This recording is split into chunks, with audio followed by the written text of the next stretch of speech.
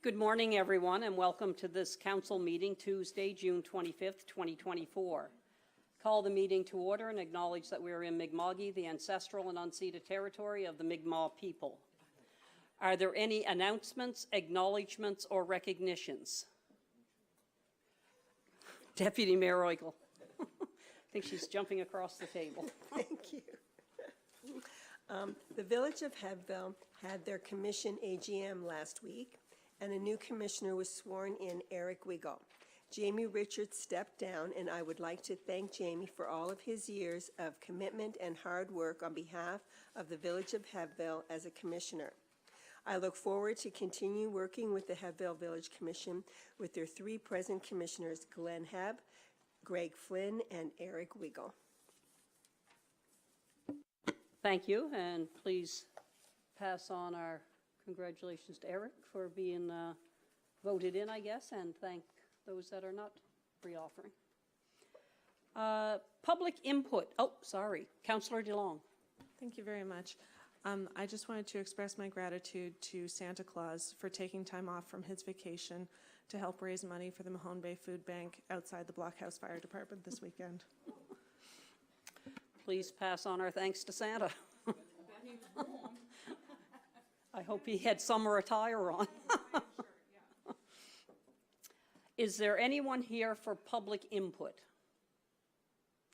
So we have 5 people, so that would be 3 minutes each. And if you would come forward and please state your name and the community that you live in.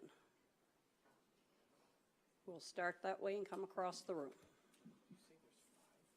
5 people.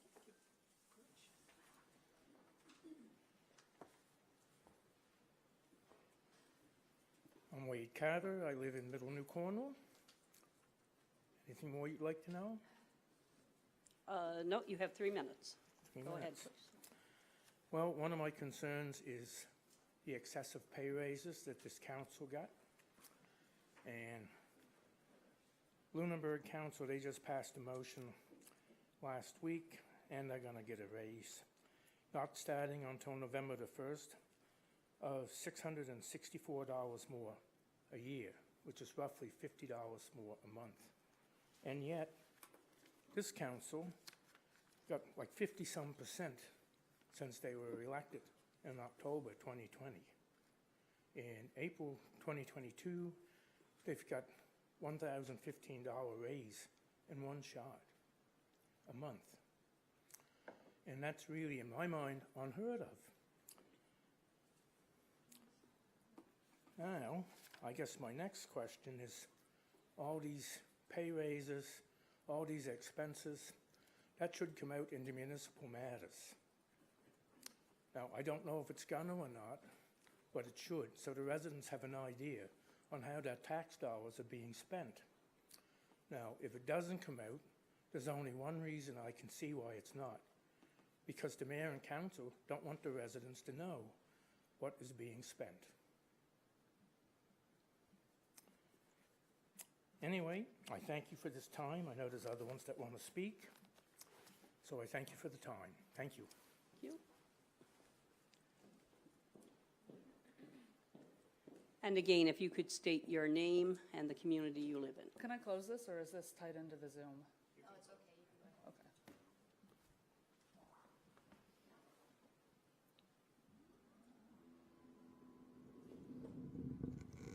Okay. Oop, too much.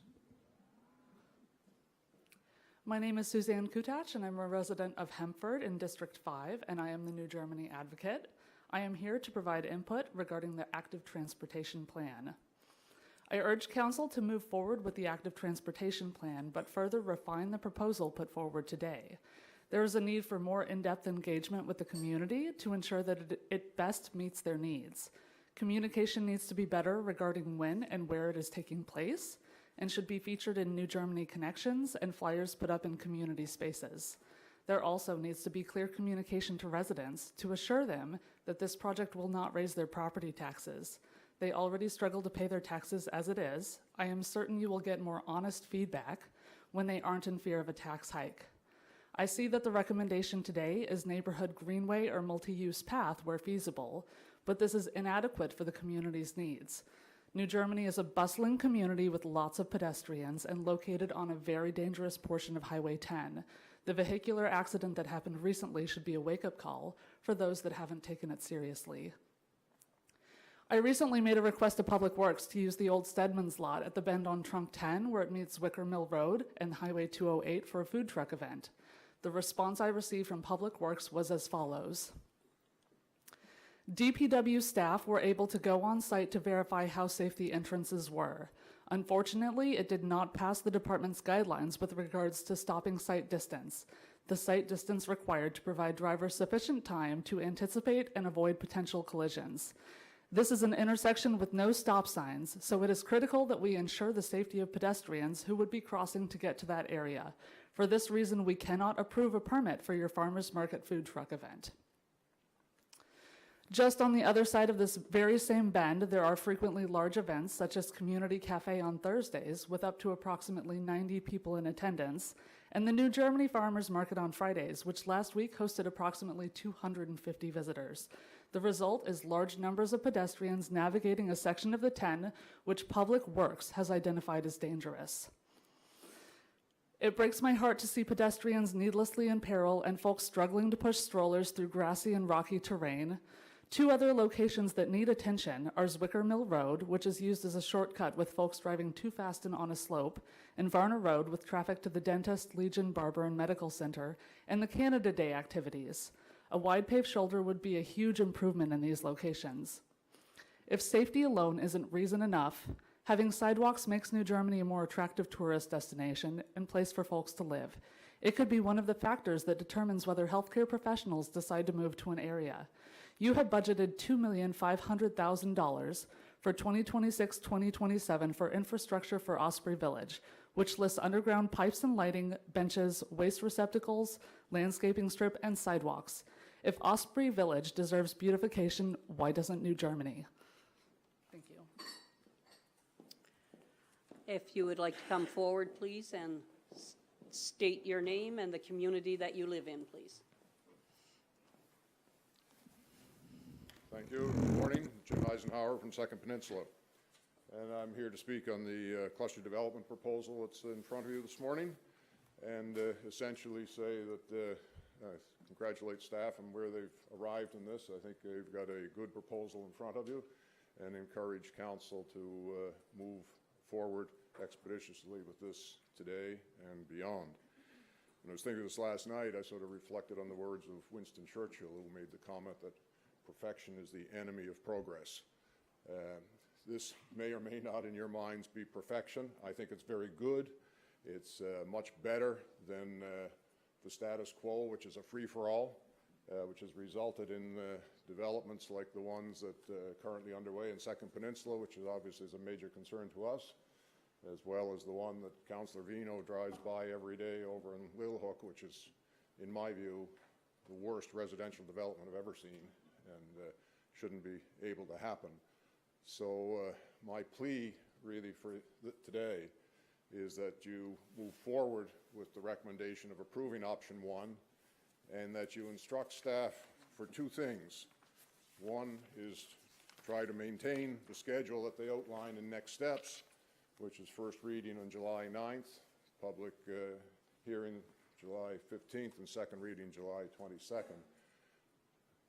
I'll be shocked if you achieve that, but I think the instruction should be time is of the essence. We've been at this a long while now. I think the original effort was to achieve regulations by the end of last year, and we'll be well into this year before it happens. So that's the one instruction. The other instruction is that in the February proposals, there was going to be a open season until I believe it was November 2025 for new projects to be registered. I would close that window as soon as it is legally possible to do that. I'd like to think that's today. The next best opportunity might be first reading, and the last best opportunity would be second reading. So I really, again, want to congratulate where you've arrived in this. I think it's good. I felt from day one that development agreement is the way to deal with these. Cluster developments is so broad and so wide and so complex that I felt it was very hard to come up with a land use bylaw that was going to be effective for all of them and wouldn't create issues for you as you move forward. This is by far, in my view, the best way to deal with it, and I hope we are able to do that expeditiously, as I say. Thank you. Thank you. And our next speaker. And again, please state your name and the community that you live in. And you may want to lower the podium a little bit.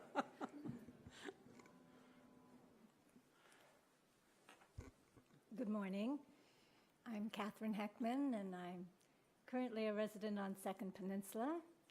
And by my name, you can tell that former ancestors were residents of Heckman's Island. I want to start off by commending you on your swift action with the coastal protection regulations.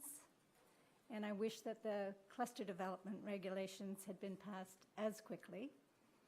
We've been working with you for more than a year to ensure that all the cluster developments in Lunenburg County will not have the opportunity to destroy what you and all of us have taken generations to cultivate and to protect and to nourish this special place that we all cherish.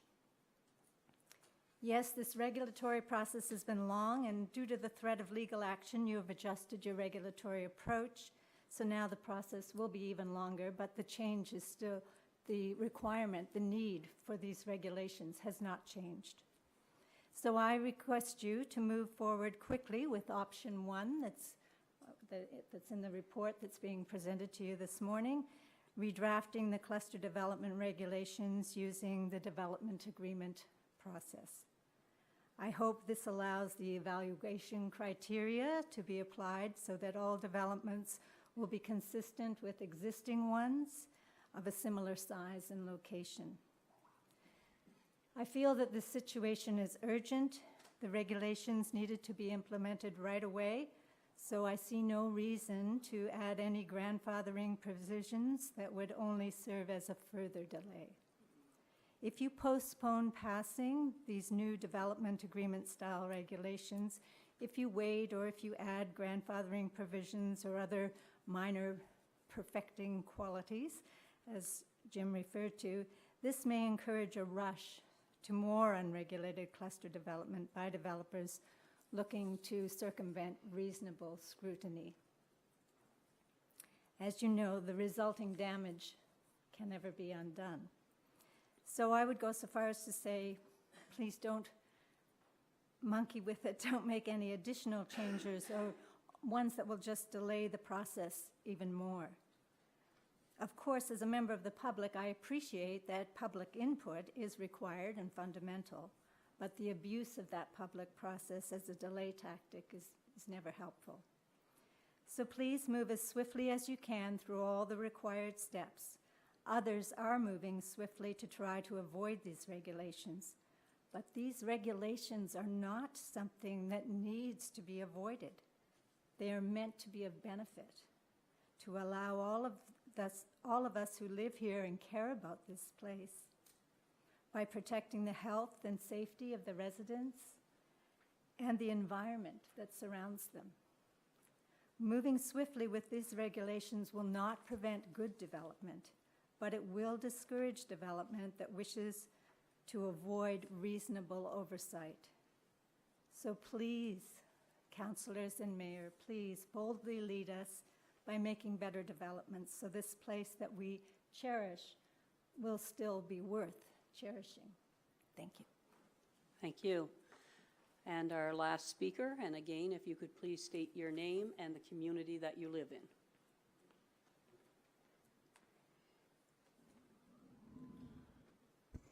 Thank you. My name is Glenn Dexter, and I also live in Second Peninsula.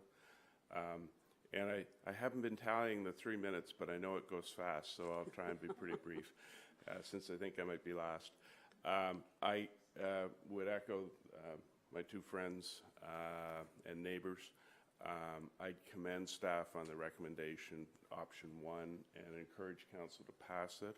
I think a development agreement is a very useful flexible and powerful tool for the municipality to regulate cluster developments going forward. So I think you're on the right track, and I think you should pass this morning, giving general direction to go forward.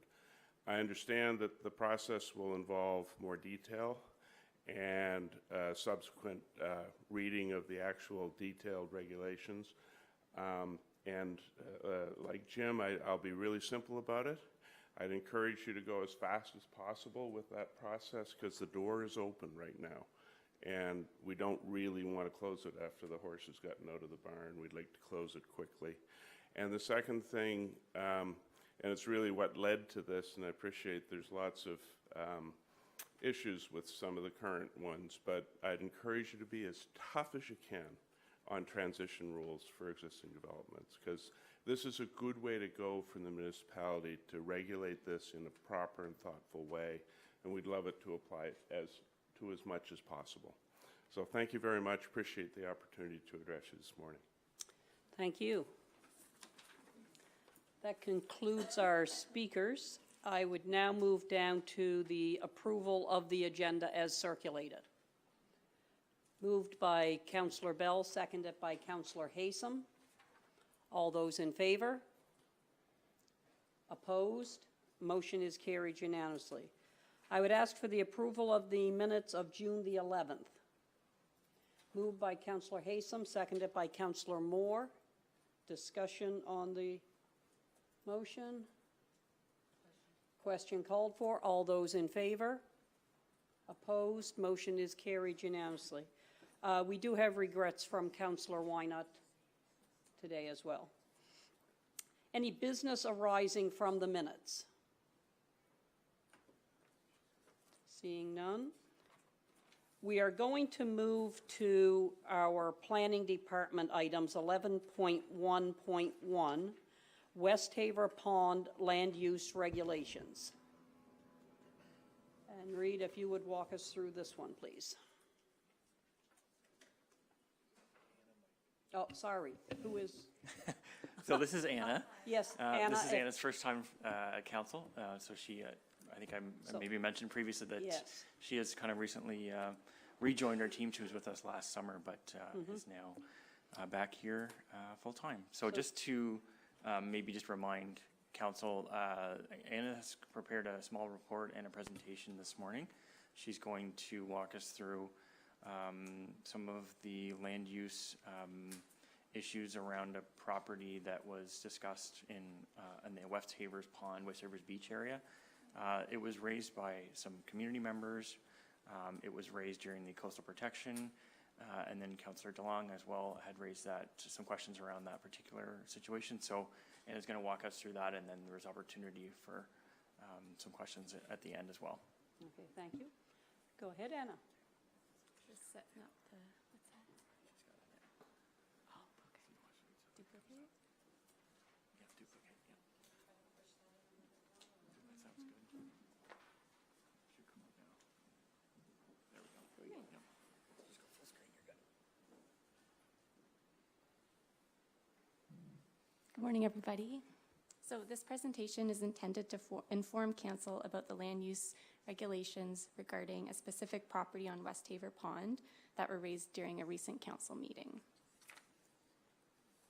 So I'm first going to go over a bit of an overview of the property. I'm going to provide some background information on the property and the situation. I'm going to provide some zoning and land use details, and then I'm going to go over some implications and then some possible next steps that council might consider. So the property is located at the corner of Matters Cove Road and West Haver Road within the community of Matters Cove. It is adjacent to West Haver Pond, opposite West Havers Beach. The lot is approximately 1,264 square meters in size, and the property is designated as environmental on the future land use map of Princess Inlet and Area Secondary Planning Strategy and Land Use Bylaw. A portion of the property is a provincially identified wetland, and there is a watercourse that crosses it. Residents have reported that in recent years, the property has undergone some substantial alterations through vegetation clearing and multiple infilling attempts. These activities have raised concerns among members of the community regarding the potential adverse effects on West Haver Pond.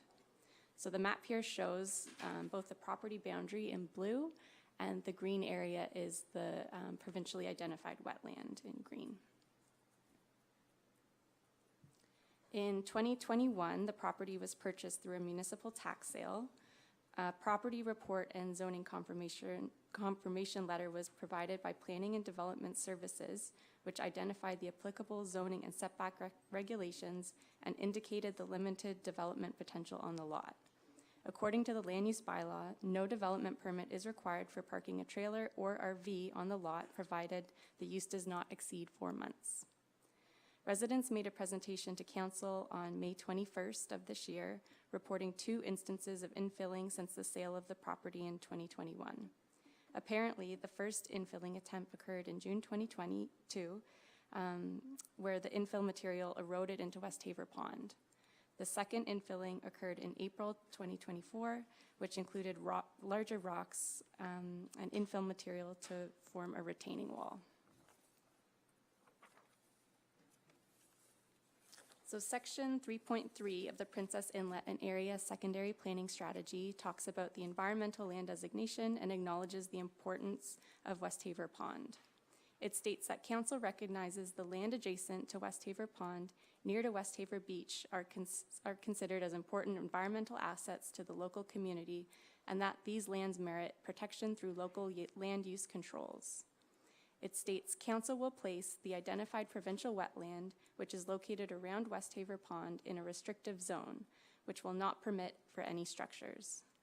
It also recognizes that there is a lack of municipal authority to regulate individual activities that may be harmful to the environment, and acknowledges that this responsibility rests with the province. Policy 3.3.2 states that council shall establish an environmentally sensitive ES zone.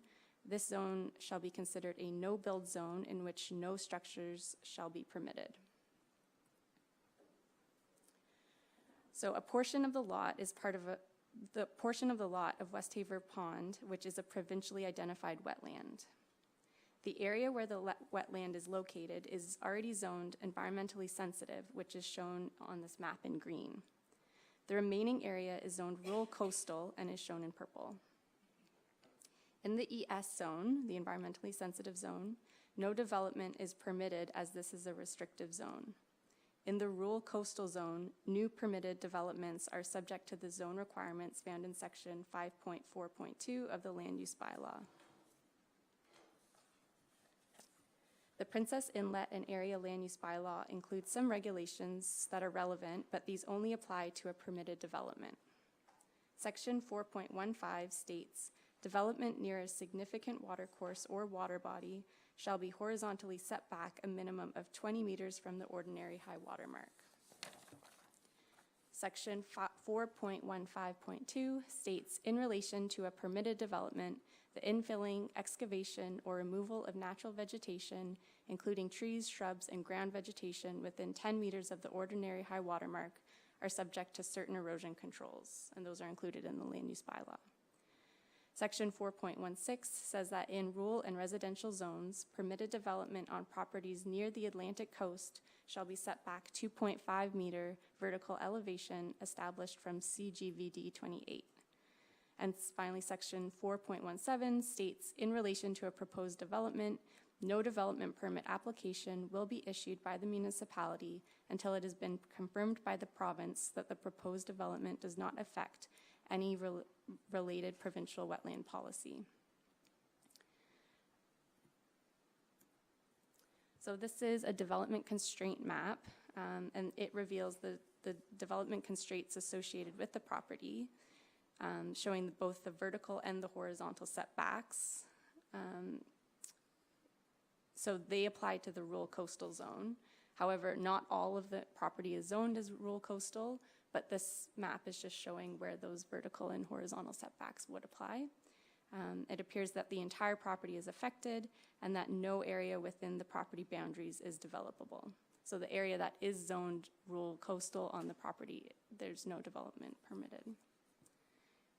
And the coastal regulations are also important to consider here. This map shows where these regulations apply to the property. The property is subject to the 30-meter setback from wetlands and the 3.97-meter vertical height requirement as it is located in a coastal flood risk area. With the addition of a wetland buffer and setback, it appears that no habitable structures would be permitted to be built anywhere on the lot.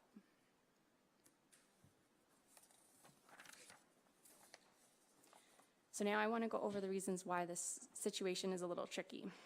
Municipalities have a limited role in regulating activities related to wetlands.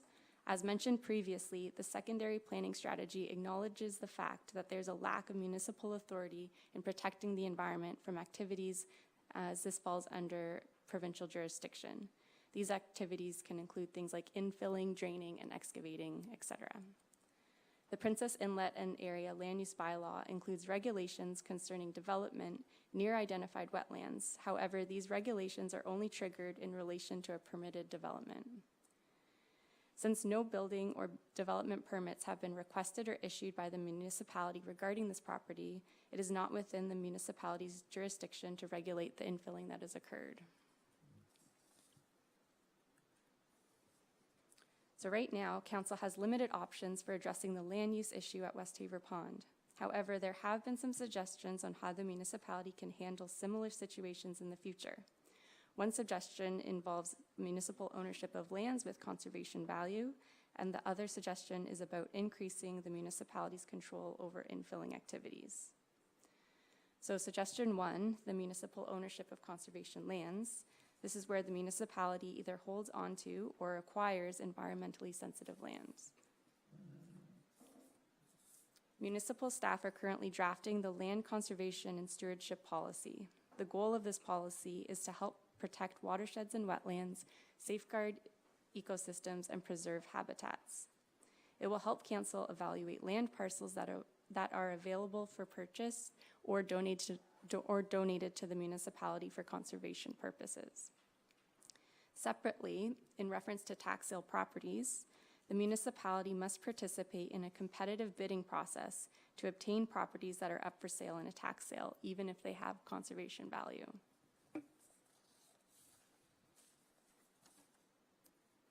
And suggestion 2, the municipal regulation of infilling.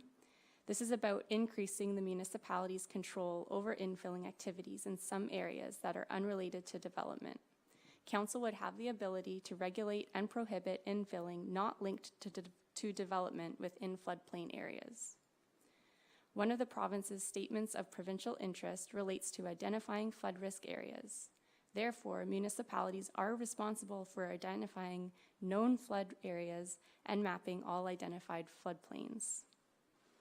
Planning documents must include policies that reflect this provincial statement of interest. The Municipal Government Act states that municipalities can regulate or prohibit excavation, filling in, placement of fill, or reclamation of land on floodplains identified in the Land Use Bylaw. This indicates that municipalities can have more control over infilling in floodplain areas once these areas have been identified. In Modal, some floodplain mapping has already taken place, but more up-to-date mapping is required. Additional mapping can be carried out as part of Modal 2040 if directed by Council. However, for this tool to be effective, the approach needs to be consistent and applied everywhere. While this can be considered the most restrictive approach to land use regulation, once the flood risk areas are identified and mapped, Council would then have the ability to regulate and prohibit activities such as infilling that are unrelated to development within identified floodplain areas. So in conclusion, Council currently has limited ability to address the concerns raised at Westhaver Pond. While the subject property is not suitable for development due to several existing zoning constraints, the municipality lacks primary authority to regulate the infilling of wetlands. However, as mentioned, there are some ways that Council will be able to prevent and manage similar situations in the future. Thank you. Thank you. Councillor Greek. Thank you. I'm just looking for clarification on one point that was made that I feel is contradictory to what was said in a couple meetings ago about tax sales. I thought last time we had talked about this, a director had said that we could look through the list for tax sale, and the municipality could remove some off of it, which is not the same thing that was just said. I'm just looking for clarification on that.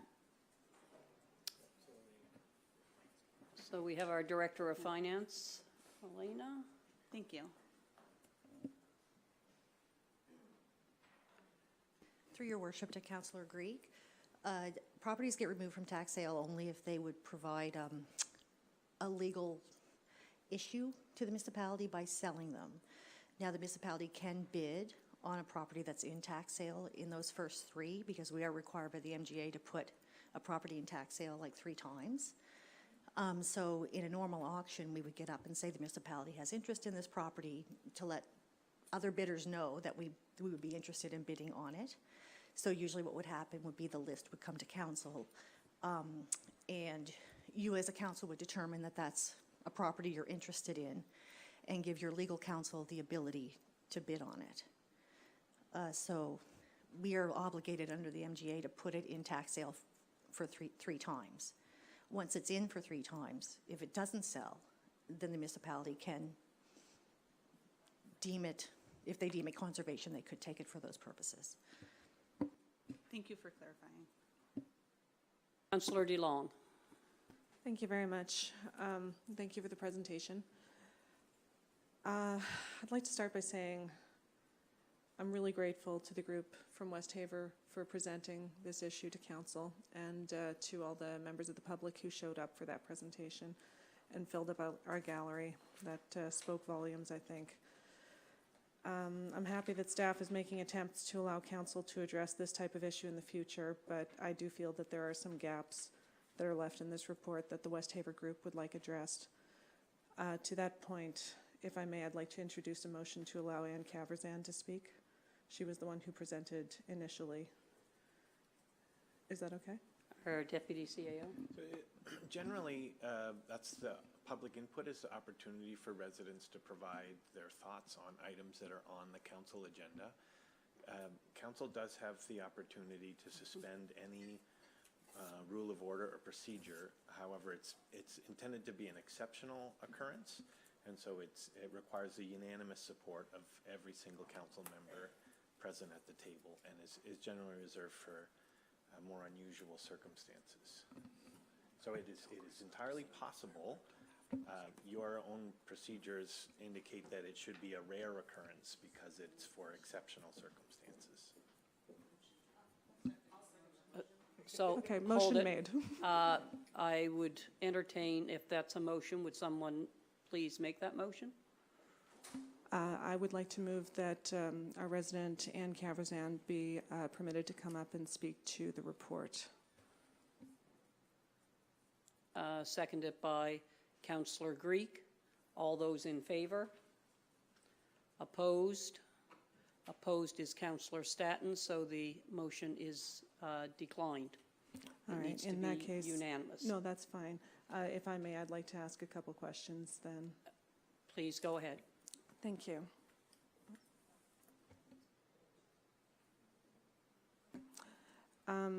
So within the report, there's no mention made of the petition that was circulated amongst residents, and the requests that were made by the group specifically. I'm wondering if you could, I'd like to go through those and see if you can answer each of them point by point. They ask that we formally change the tax sale process rather than sell land that has conservation value, buy it and preserve it. Is that something that we want to make sure that we have in policy? So, Again, I will turn that over to our Deputy CAO at the time, because that's not our jurisdiction, I don't believe. Removing it from tax sale, as you've heard from your Director of Finance, is not an option, but when properties do come up for tax sale, in addition to the legal review to ensure that we don't think that there are, as our lawyer would call, stinky title issues, we also, our recreation staff do a scan if there's anything relevant to our open space strategy. And On a more informal basis, we have begun to look at properties to see if there is, for example, significant conservation values. And we don't have a council policy on that. Council has given direction for that policy to be created, and so it's in the works. And what that would look like is it would establish criteria for staff to be using. So council would provide the broad policy direction. We would like you to consider properties for X, Y, and Z factors, you know, if there's known species at risk or whatever those criteria are that council would include in the policy. And then staff would use that as a screening tool in advance of each tax sale. So if any properties met the criteria outlined in council's policy, we bring those to you for an in-camera or a closed-door session, so council could review and decide if you wanted to establish a bid that council would be willing to make for it. So that's the way the process would work. It is in development, but currently there's no policy in place. Council's given direction for it. Okay, good. I'm glad that that will be coming back. I'm going to get you to ask one more question, then I have a list here Certainly. to go through. Yep. So they asked that we make representation to the Nova Scotia Department of Transportation requesting removal of the infill and encroachment into the road right-of-ways of West Haver Road and Maiders Cove Road, and to unblock the culvert under West Haver Road. What actions, if any, can we take on that? I guess just, I can speak to the issues that were addressed in the report were specific to planning and land use issues. So several of those requests kind of stray beyond that. So that's why we kind of, we were in contact with Director of Finance about some of those issues, but that request is something kind of beyond the land use part, so. So council would have the jurisdiction to write a letter to transportation to do that. So that would come in by motion. So I would ask Councillor Vino. Anna, would you mind backing up to the previous slide for just a second? And this might be a question for our CEO. I thought that infilling was something that we never touched. It fell under Department of Environment. But here for under the MGA Section 220, it says we can regulate it. Is it just something that we don't do? If you could clarify on who owns that. So what I will clarify is this is in the provincial statement of interest under flood risk. And so on a known floodplain, we can regulate infilling.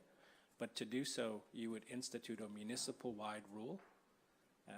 When it comes to the coast, it depends if you're where you're infilling and what impact it would have on the coast, and that's where the coastal protection land use bylaw has specific regulation on that. But currently, we don't have a mechanism in place on a municipal-wide planning strategy for floodplain that would allow us to regulate infilling.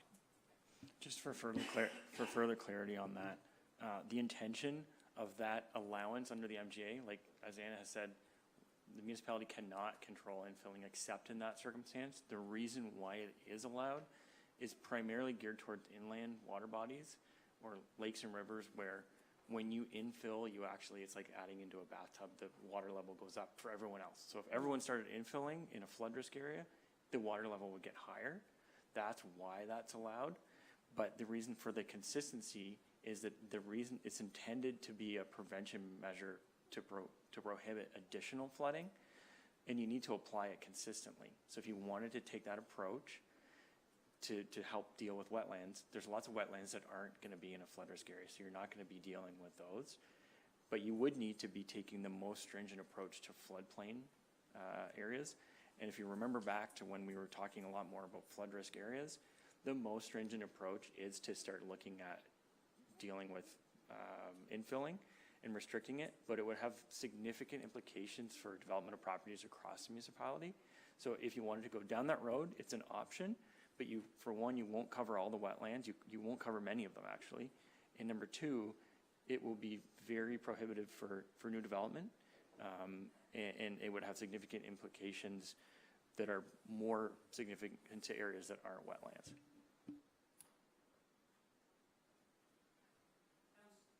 Councillor Staton.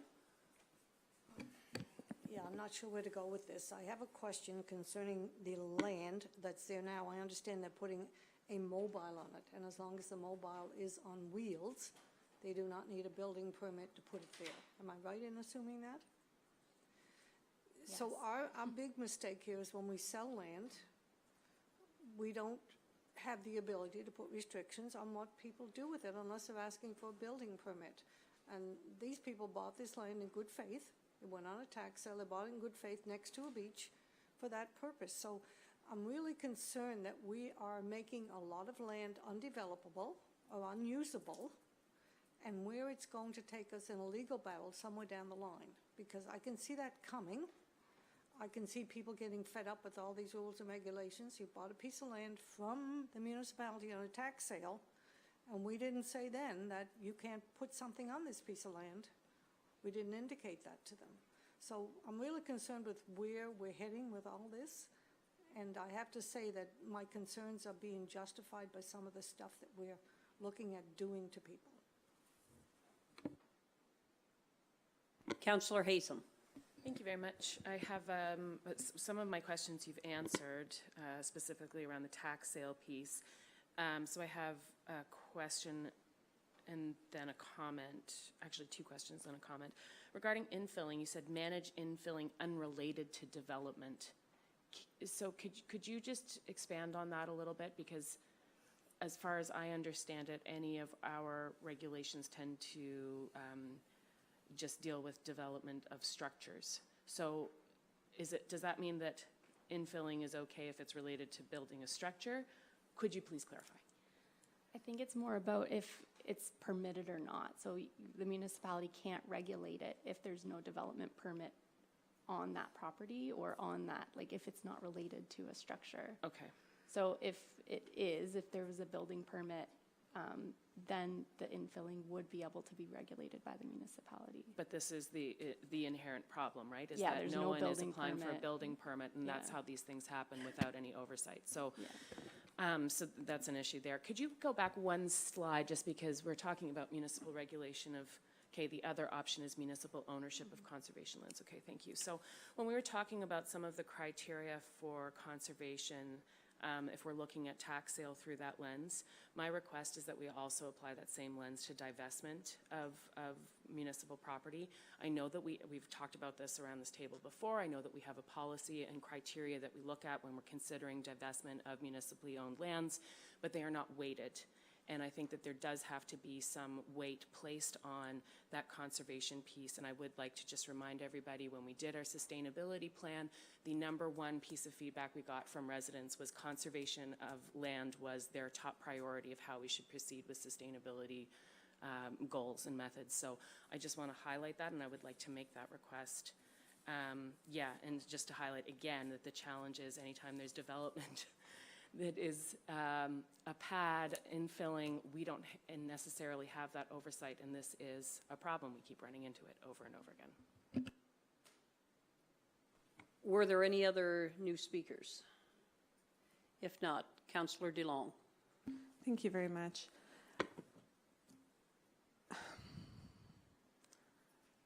I'm perplexed that the floodplain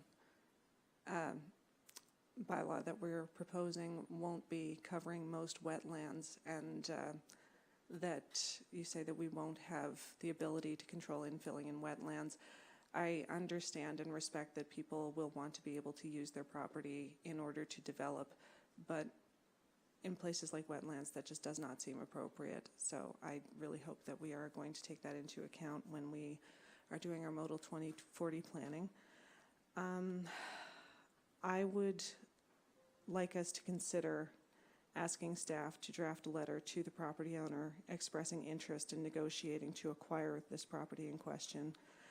I feel that a good faith offer could be met with approval, but it could also be met with rejection, but we won't know if we don't try.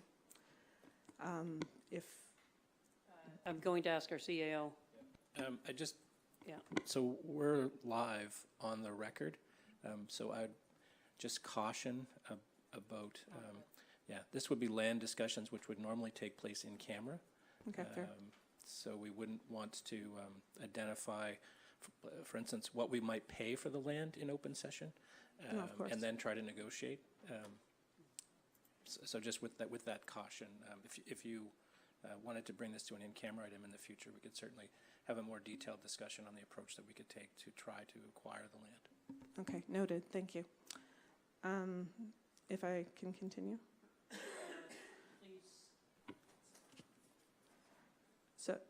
Sorry, I'm just trying to run down my notes to see what hasn't already been covered. So should this property become a campsite or an RV, as the group suggested could happen, I feel that more harm could be done to the wetland. Is this something that the Prince's Inlet secondary planning strategy or land use bylaw could be changed by a vote of the advisory committee to cover? Is that a possibility? The land use bylaw does deal with, you can control RVs, and so the land use bylaw does speak to that. It provides a time limit. So an RV is permitted to be parked on a property in that zone, but there is a limit to that amount of time. So that could certainly be changed. Of course, you'd need to change that bylaw so that you can't do it site specifically.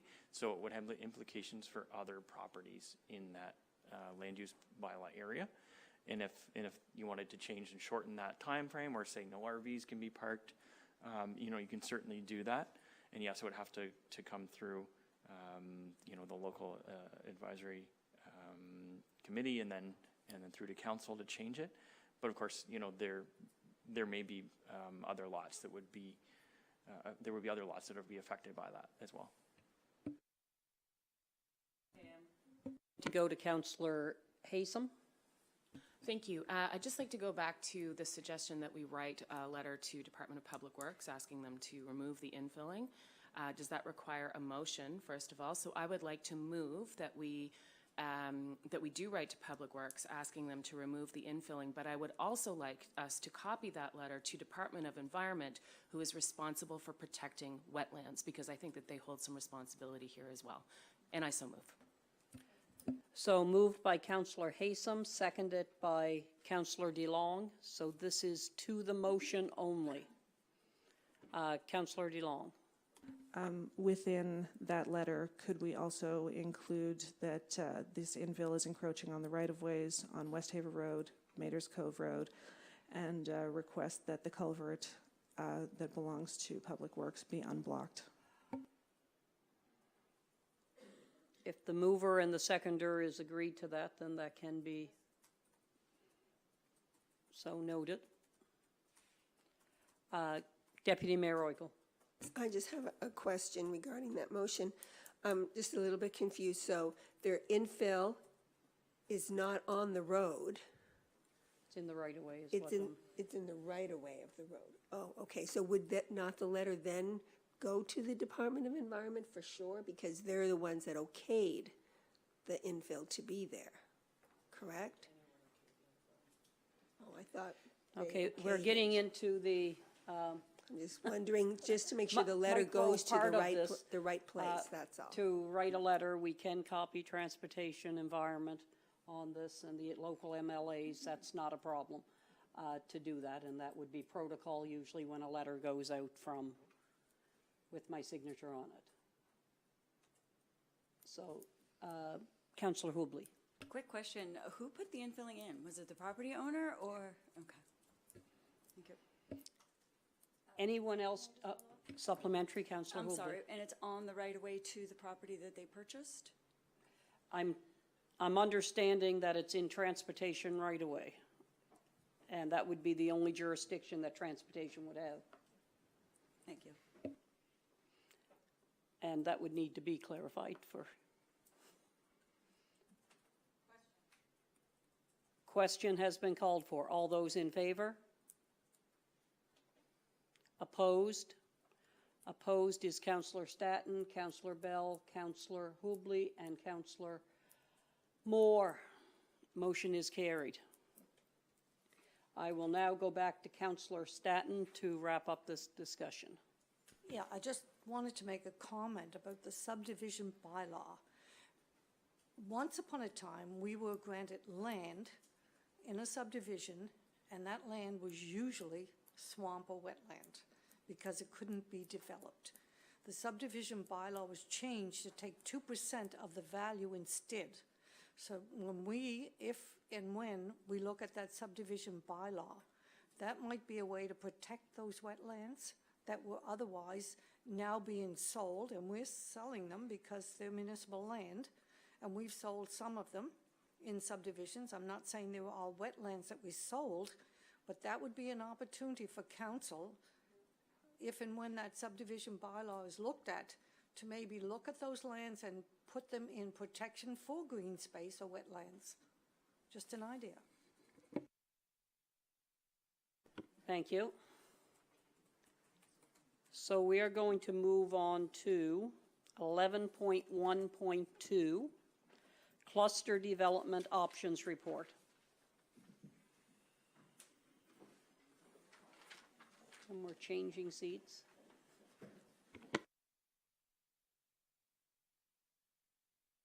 And Jacob, you're going to present? Thank you.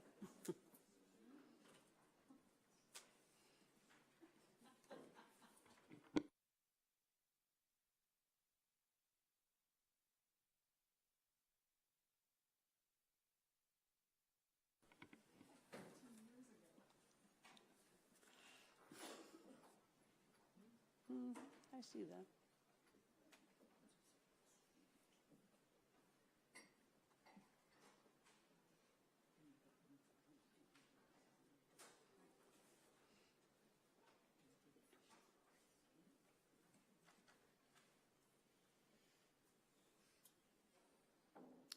Please go ahead.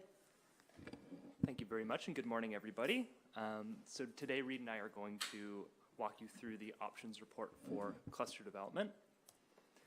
And it's been a little while. Some folks may be hearing about this for the first time as well, so just to jog your memory. So cluster developments are a kind of development where you have several detached and or multi-unit dwellings that are on the same lot. So typically, a lot would be subdivided to put something like multiple homes on it, but as you can see in the graphic here, this is cases where you have all of your dwellings on one lot. And so because of this, the standards of the subdivision bylaw do not apply to these developments, and there have been concerns raised over things such as substandard roads, environmental impact, as well as the local capacity for water and wastewater. And so staff's recommendations to begin drafting regulations for this was passed by PAC and by council. Before first reading, the process was put on hold, and during this time, council received additional public input as well as legal advice. Let's talk a little bit about that. There are two main challenges to implementing the previous regulations that were presented to council. And the first is that the site plan approval process does not have the authority to evaluate the criteria that had been agreed upon to consider for cluster development regulations. So in other words, the site plan approval process really doesn't have the authority to ensure that cluster developments are being properly evaluated. And the second has to do with the detailed study requirements that were listed to be in the land use bylaw. Again, it comes down to restrictions under the MGA. They would need to live inside of the municipal planning strategy instead, because it was identified that it's beyond the authority of the municipality to include them there.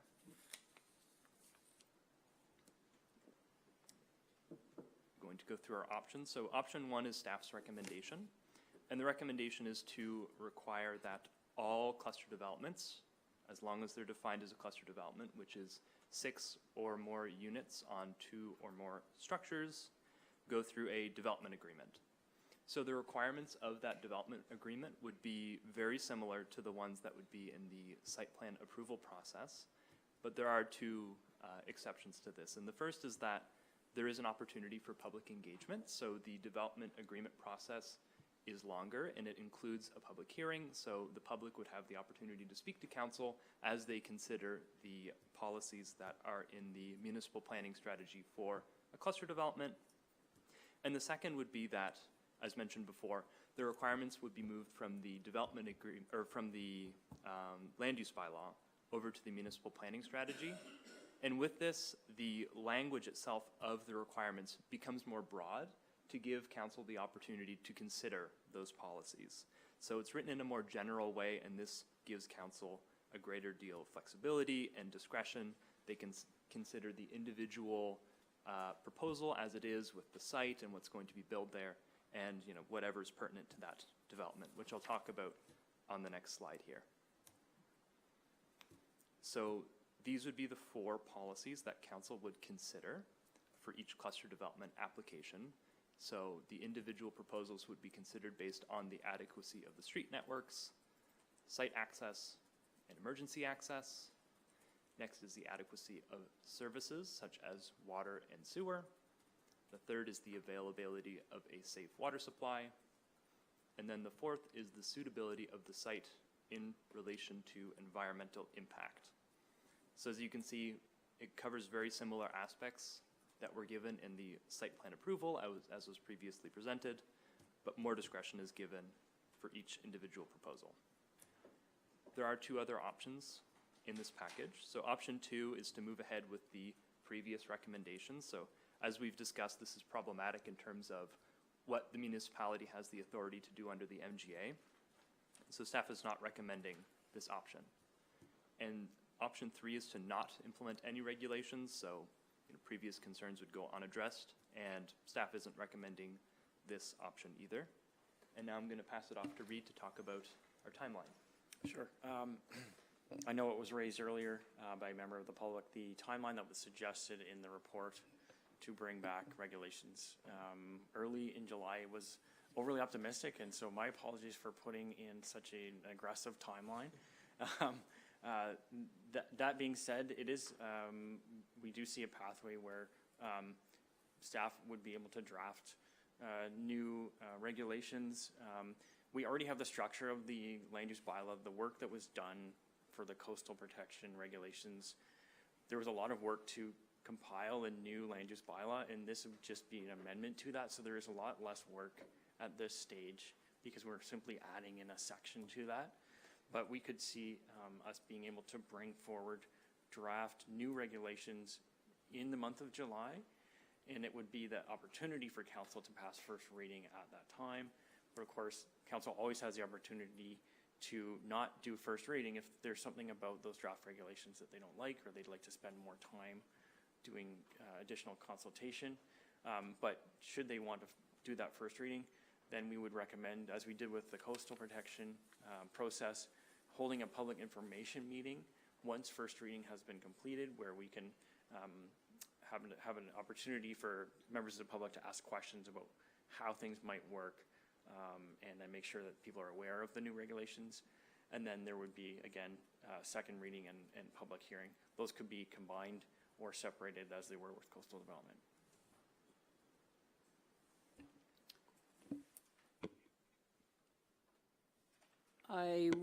Councillor Vino.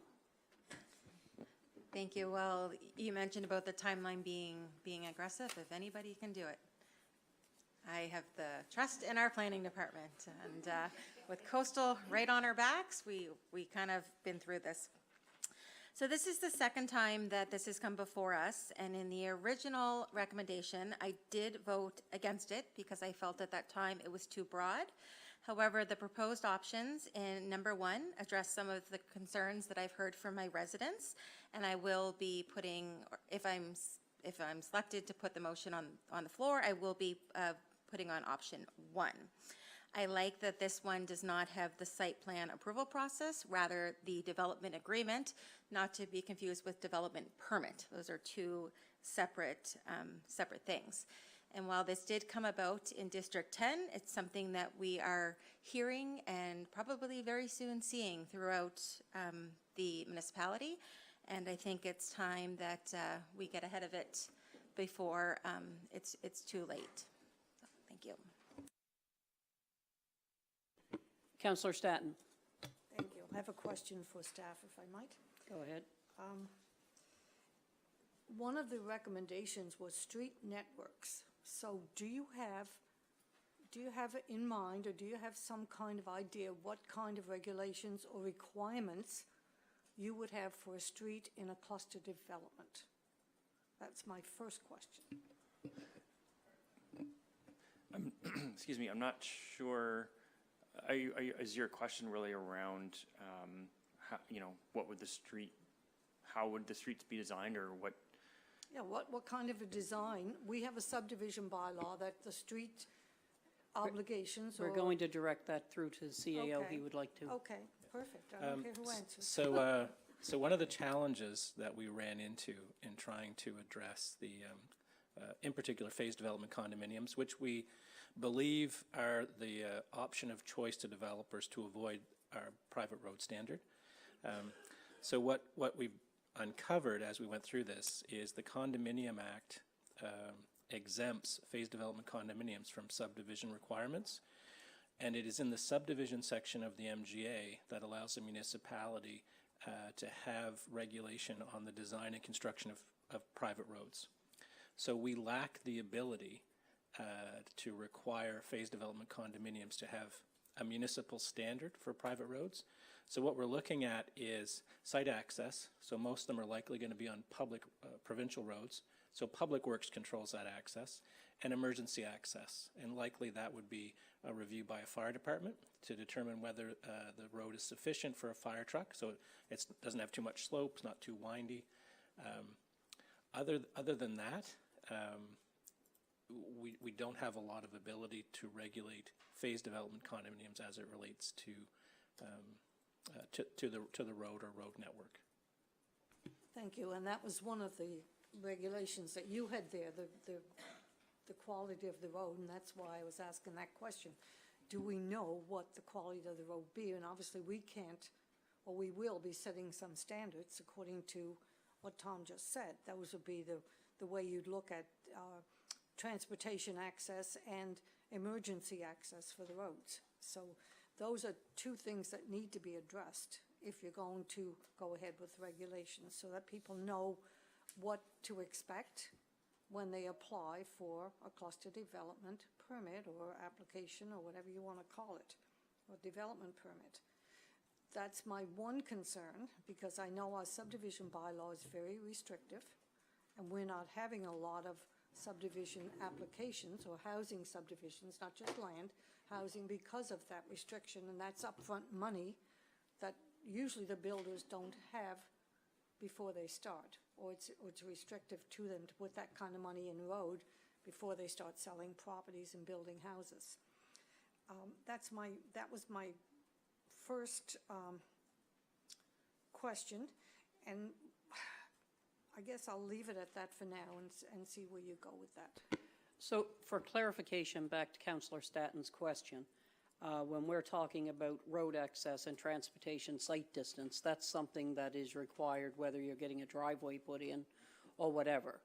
And that's what we're asking for here, as well as for these lots to be able to be serviced by emergency vehicles. It's not talking about the amount of aggregate and all the other things that are in the subdivision bylaw. So it's much less restrictive than what the subdivision bylaw is. But who decides what those conditions are? Is that part of our regulations, or is that up to the developer, how they build that road?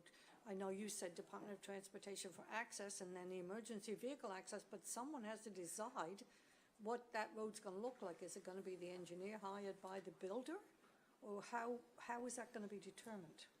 Yeah. So the builder will be.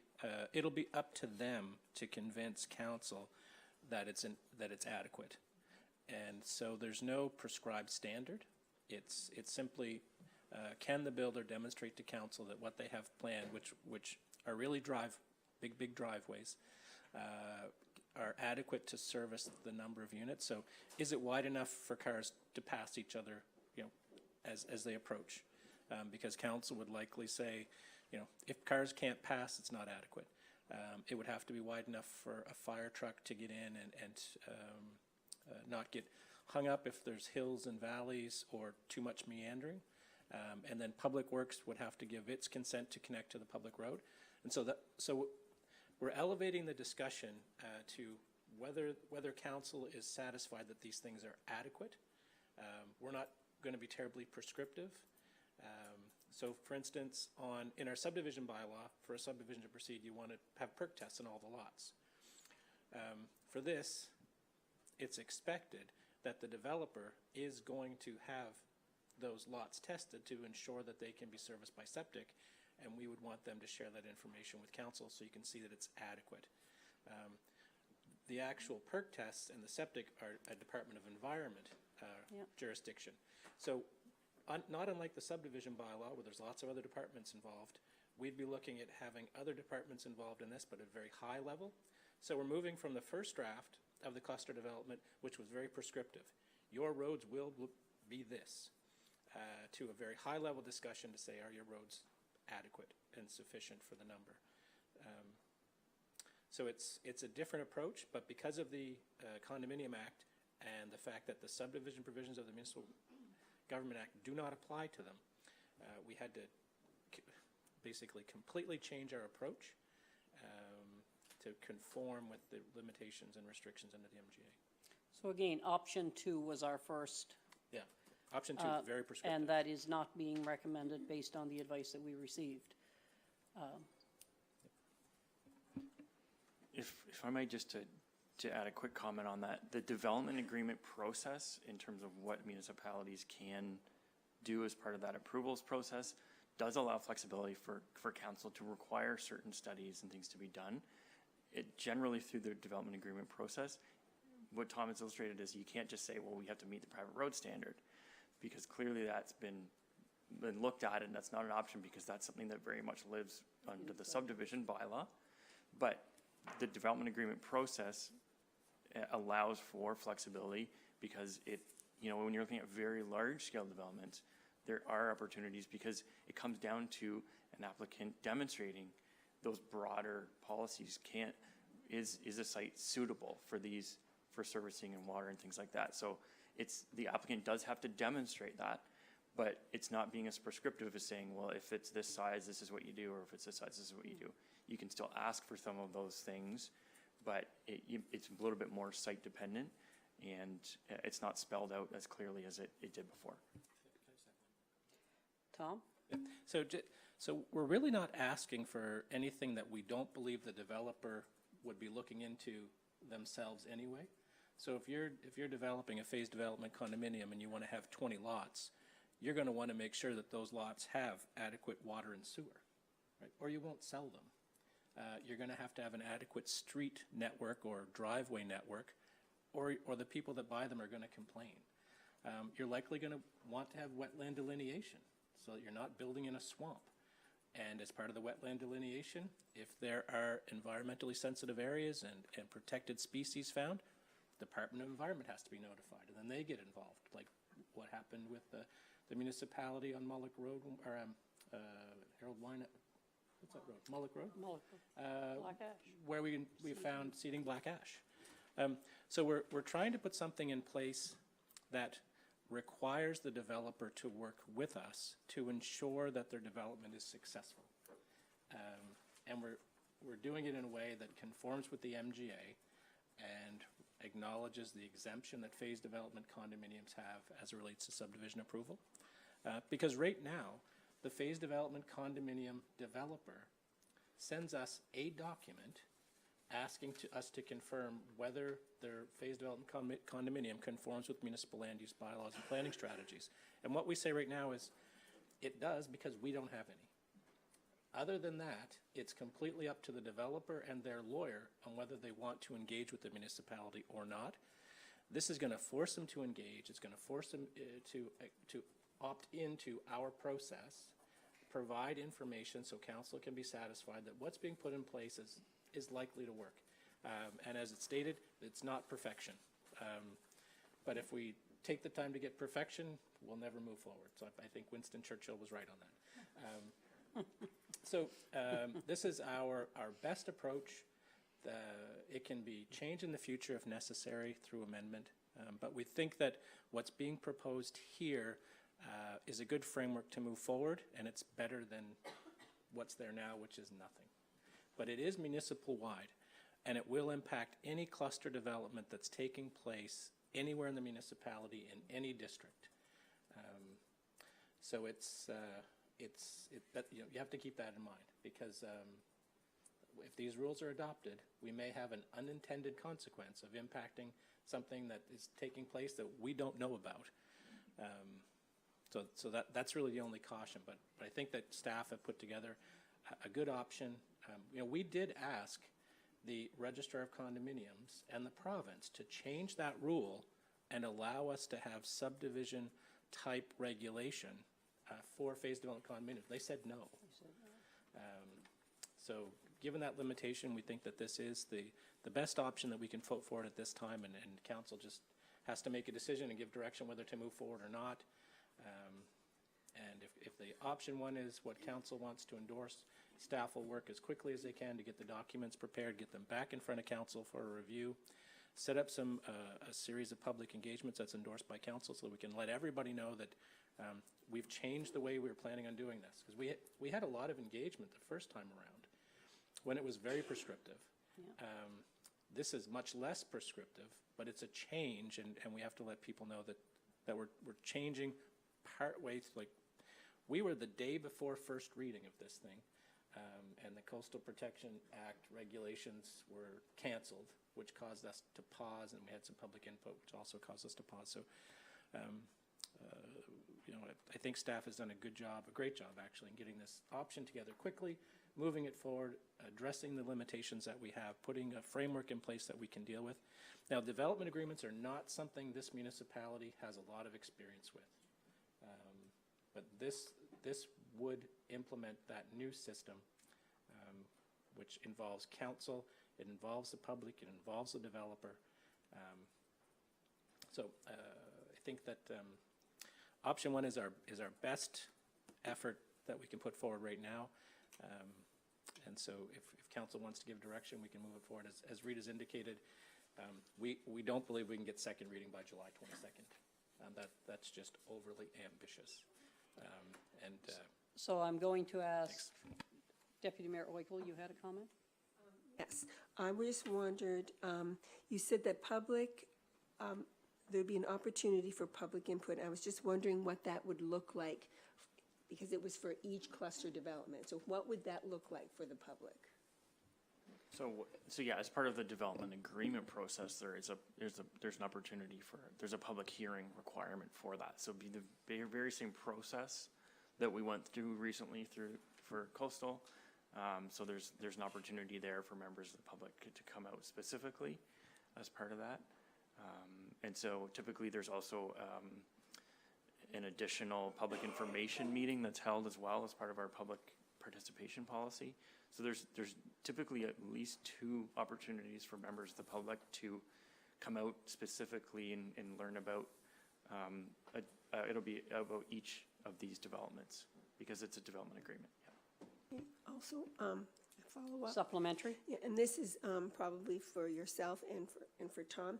So if council is going to be helping to create the development agreement, I have no idea how to do that.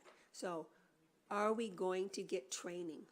Are we going to learn about what should be in a development agreement?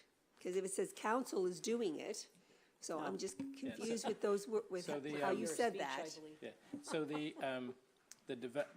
MGA outlines what's required to be in a development agreement. So they all look very similar in a broad sense. What council would have to turn its mind to and be satisfied that all of the conditions that are in it make sense and are in line with the municipal planning strategy and the land use bylaw. So it's we would draft it and then present it to council in a staff report and explain why each section is there, what it's meant to achieve.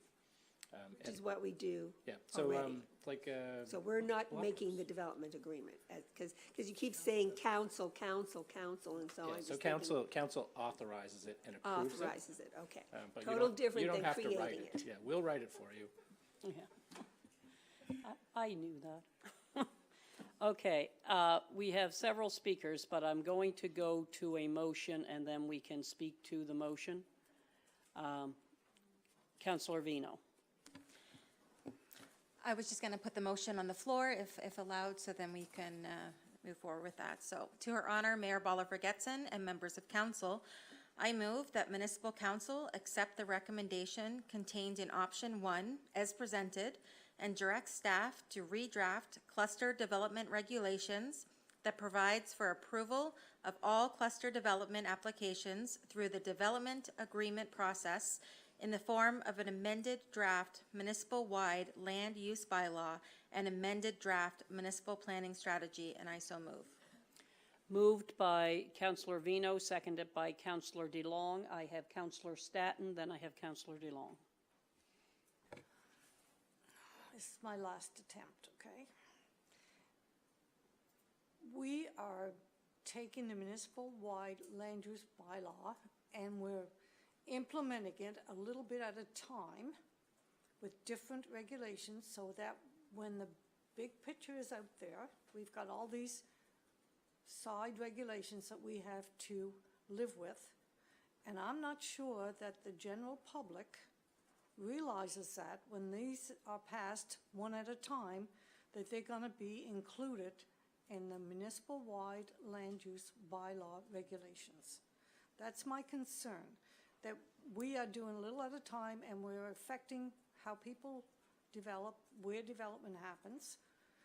And are we chasing it down the line to other municipalities, our development? Do other municipalities have these regulations in place? I'm talking municipalities in Lunenburg County in particular. Are we chasing our development out of our district and putting it in another municipality that doesn't have these kind of regulations?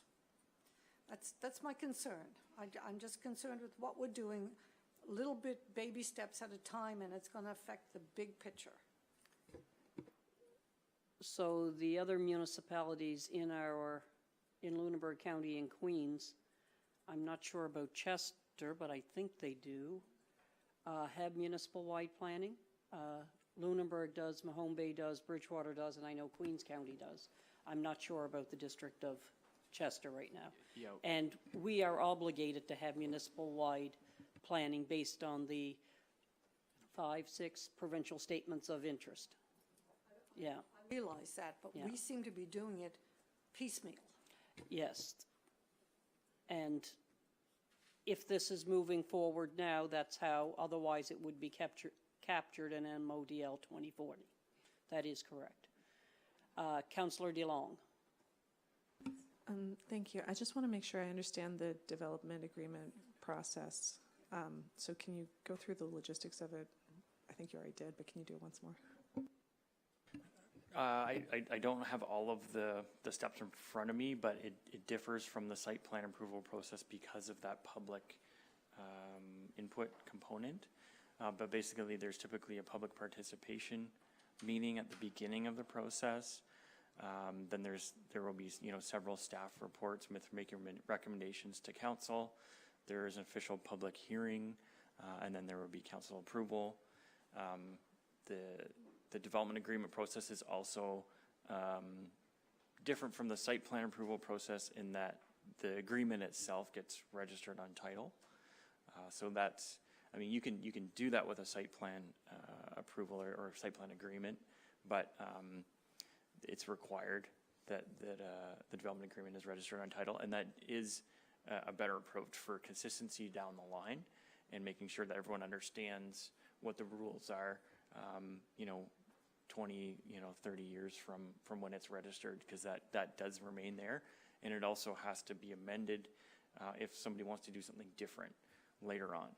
You can write in the agreement what things have to be amended or what things don't require as much work to amend. So you want to have a little bit of flexibility for things that aren't important, but you do want to have that restriction that if somebody substantially wants to change how they're doing that development, it does need to come back for that approval. So you can have an amendment process as well. And that is also a bit of a kind of cleaner, more consistent approach than the site plan process. Alex. I just wonder if it might help to take one small step backwards and think about land use planning in the big picture. So generally, in a land use plan, you say you can do this type of activity or you can't. And development agreements are a middle road where it allows you to say, you could do these things, but we have to have another check-in. So there will be a proposal made by a developer. It'll be reviewed at a public information session, and there will be a public hearing, and then council will weigh, how does this proposal match with our municipal planning strategy and the land use bylaw and what we're trying to achieve? What does the public have to say before you make a decision whether you're going to approve or not approve the development? So it's a general tool that's out there for land use planning. We have not used them very much. They're more labor intensive than allowing something as of right or saying, no, that's not permitted in this area. But it's a tool you can use wherever. So in this situation, you're saying, for this cluster development, we're going to have this extra check-in where the residents are going to have an opportunity to see what the developer's proposing. They're going to be able to provide input, and then council will get a staff report on how it lines up with your municipal planning strategy, and you'll weigh that next to the public input and make a decision about whether or not it'll proceed. Just to further that, sometimes we do have to clarify this sometimes in that process where the public input is an opportunity to weigh in and bring different perspectives and the community's advice, and then the process itself helps determine what it looks like. But by saying that something is permitted by development agreement, it is permitted. So it's not the same as saying cluster developments are not permitted. You do have to allow it, but you have an opportunity to look at what it actually looks like. And so things like the density or the layout or the roads or the servicing and making sure those things all meet those requirements, that's what the intention of the process is for. Councillor Vino. The motion that I put on the floor is a little different than the one on the screen in front of us. The one on the screen mentioned, some text is different, but it also has for first reading at the end. Do I need to make an amendment to the original motion? No. Okay. Councillor Moore. Thank you. I agree, there needs to be regulations and stuff, but usually things like this come along because of a complaint. And people want things, regulations put in place so it doesn't happen in my backyard. But the fact is, when we do this and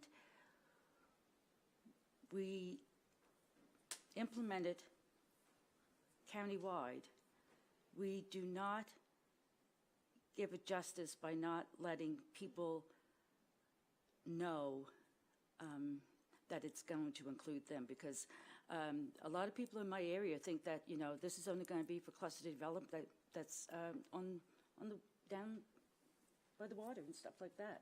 They don't realize that if we do eventually get the growth north of the 103 that we would like, and the infrastructure and the sidewalks and whatever, maybe, you know, cluster developments may want to happen there. So let's, and that, I just can't vote for this.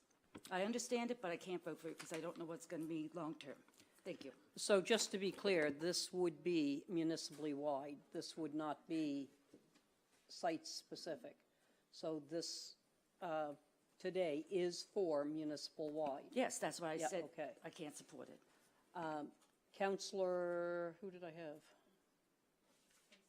Haysom, yes, there it is. Sorry. That's okay. Thank you. I think that we have these issues that come before council, and I don't think that anyone around this table is anti-development, including me, frankly. I know, shock, surprise. No one is anti-development. All that residents are asking for is for someone to take a look at what is proposed. And I think that that is reasonable, whether you're in Second Peninsula or whether you're in Upper Cornwall or whatever. As Reid just said, this states that cluster developments are allowed, period.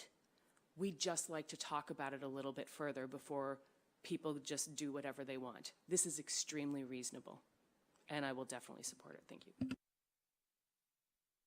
So I had a question in relation to development agreements, and how long does a development agreement take to approve? I'm just trying to quote Jeff on this. I believe around 6 months would be the timeline that he would typically, 6 months. And typically, if someone was applying for a cluster development, what would the process be? Are we wondering, like, as it is now? Yes. Well, the condominium process itself is longer than that. Yeah, from what, and Tom, I think, would maybe be able to speak better to So they that. would still have to do that piece as well.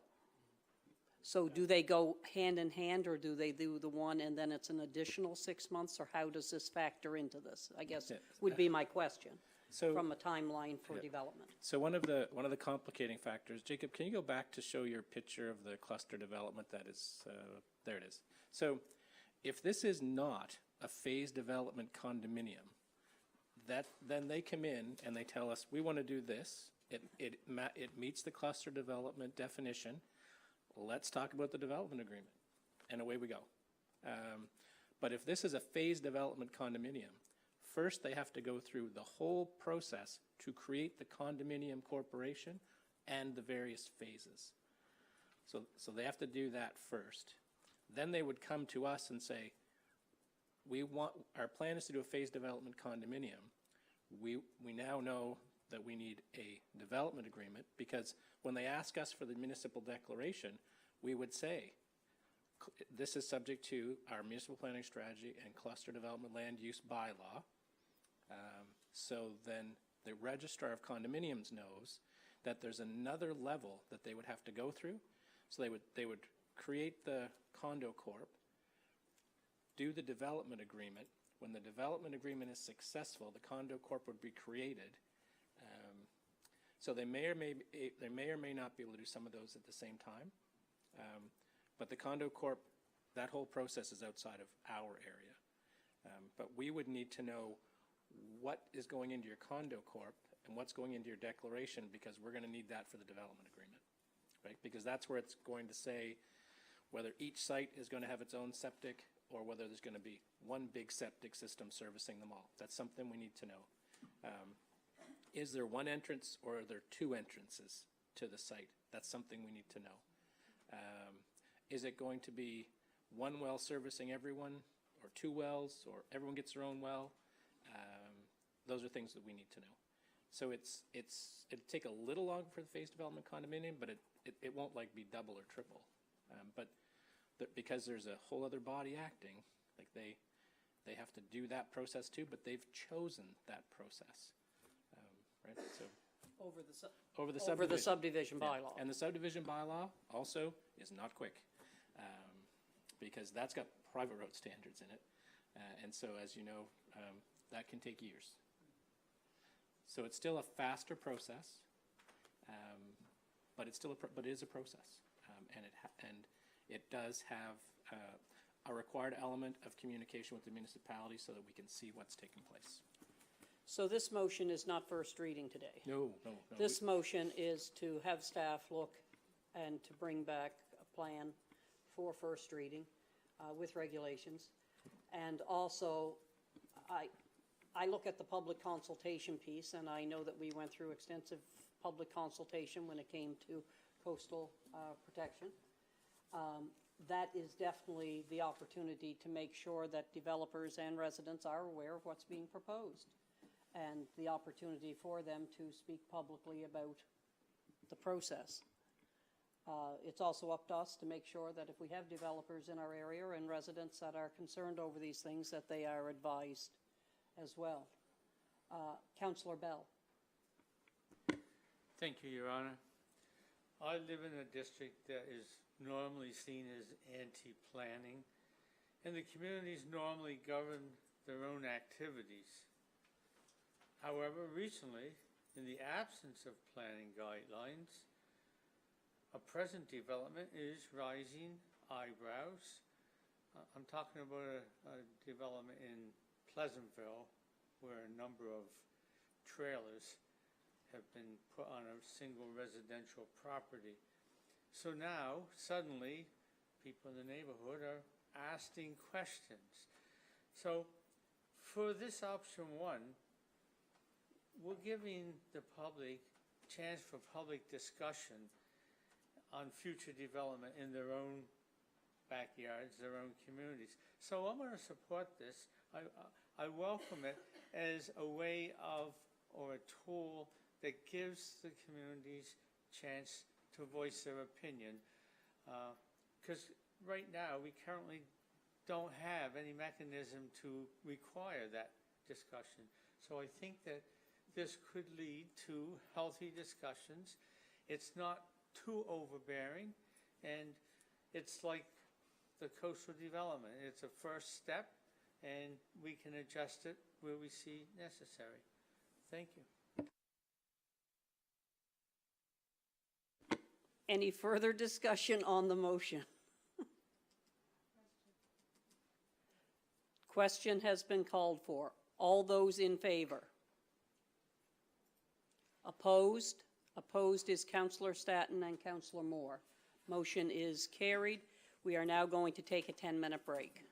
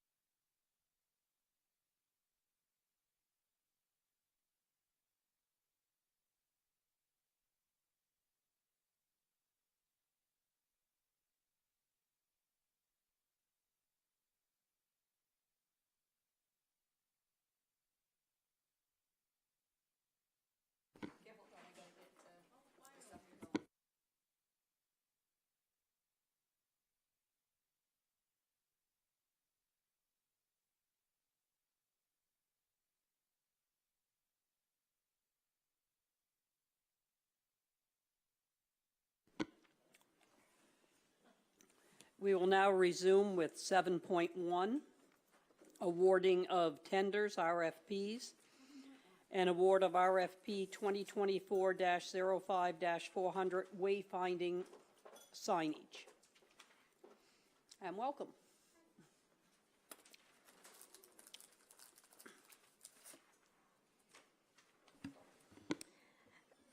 In 2021, the wayfinding signage and design intent document was completed, and this document provided the essential information for planning and constructing the municipality's wayfinding system.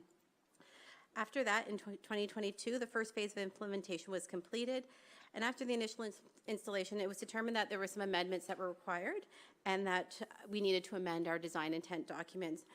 So last year we spent revisiting that document and engaged Fathom to update it to better reflect what we learned, our lessons learned in the process. So once that was completed this past April, we issued an RFP for the fabrication of 57 signs, which is the RFP that we put out, and we're looking for award for today. By closing, we had two bids were submitted, and they were evaluated on the criteria that was in the RFP, which included the methodology and work plan, a project schedule, prior experience, references, and cost. The total scoring was included in the document that you received in your package, and the total scores, including the costs, were Hanson Signs for 93.25 points and New Century Signs for 72.6. In this year's capital budget, we have $425,000 for the implementation. The wayfinding contract, the bid that we received from Hanson Signs was for $322.324 and some change, and 25 cents, which does not include the HST. Our total estimated budget for this project, which includes our contingency, some project management or some oversight from Fathom, and the HST, is within the $425 allocated in this year's budget. So we are recommending, staff is recommending that council award the contract to Hanson Signs in the amount of $322,324. Thank you. Deputy Mayor Royko. Thank you. So I know the first time when we did signs, it was for all of our major parks. So where are these ones going? This is to complete that. So not all of the parks received their signs in the first round. So this is for the remainder of the parks. Kiosks within some of the parks, so that would be like maps at River Ridge and Miller. So that was one of the things we added. We added a kiosk. It'll be the directional signs pointing into the parks that are getting the signs that haven't got yet, and the municipal gateway signs that were not. We have 2 installed currently, but I believe there's 4 more that need to be installed. And where, if I may, where are those gateways at? I don't have that information in front of me on the top of my head, but some of them are out in the county, like going towards the valley, coming back in that way. Yes. And the other 2 would have to look at location plan to. Yeah, I believe the one is up from Queens County into Lunenburg County, and it's up in the, coming into, no, there's none there yet. But There's none there yet, but there is one planned for in that direction, yeah. Yeah. So I would ask if Councillor Hubley would be prepared to move that motion. Yes, thank you, Toronto Mayor Bolivar Getson and members of council. I move that Municipal Council award request for proposal number 2024-05-400 wayfinding signage to Hanson Signs for the fabrication and installation of wayfinding signs in the amount of $322,324.25 plus HST, and I so move. So moved by Councillor Hubley. Is there a seconder? Seconded by Deputy Mayor Oikel. Discussion on the motion. Councillor Haysom. Thanks so much. Do we have a timeline for when the fabrication and installation will be complete? They were required to have it complete by December 31st of this year. I will say, in driving through other municipalities here recently and neighboring municipalities, that there is a lot of signage going up, and it looks good. It looks very good to see this directional and information signage. Councillor Staton. Thank you. Will this include the completion of the signs that we put up before that weren't completed around the bottom of them? There's still metal and posts sticking out of them? It will include, so some of the signs are missing the The Park Beacon signs are missing the rule panels, and this includes the installation of those that I believe there was 8 that are missing, so that will be, is included. Any further discussion on the motion? If not, all those in favor? Opposed? Motion is carried unanimously. We will move down to 7.2, award of RFQ 2024-05-301, wheelchairs for Parasport. And Tissy. Thank you. So as council is familiar, we received a grant through Sport Nova Scotia in the amount of $45,548.79 to purchase wheelchairs for Parasport programming, as well as an enclosed trailer to use as both transportation and storage for those wheelchairs. And that grant was for 6 wheelchairs. So a request for quotation was issued on May 31st and closed on June 13th. It was to supply and deliver the 6 wheelchairs for Parasport programming. We received 1 quotation, met all the requirements. It was from Harding Medical for the amount of $34,800, all inclusive, and delivery charge was free. So within our capital budget, we had $47,000 set aside, including that $45,000 and change grant. We have a remaining balance of $37,092.83 after purchasing the enclosed trailer, so we have enough funds to fund this RFQ. Water. And it is staff's recommendation to award to Harding Medical. Councillor Vino. Thank you. I have a question regarding the timeline for the RFQ. Looking at the previous tender that we just awarded, there was 6 weeks for a turnaround time. This one before us is 13 days, essentially 10 working days for those that work. And I'm wondering why you went with such a short time frame, and would we have, by making it so short, would we have closed that window for other people being able to bid on this project? Yeah, so I didn't receive any requests from any potential proponents to extend the deadline, and no one expressed that it was a concern of the turnaround time to me.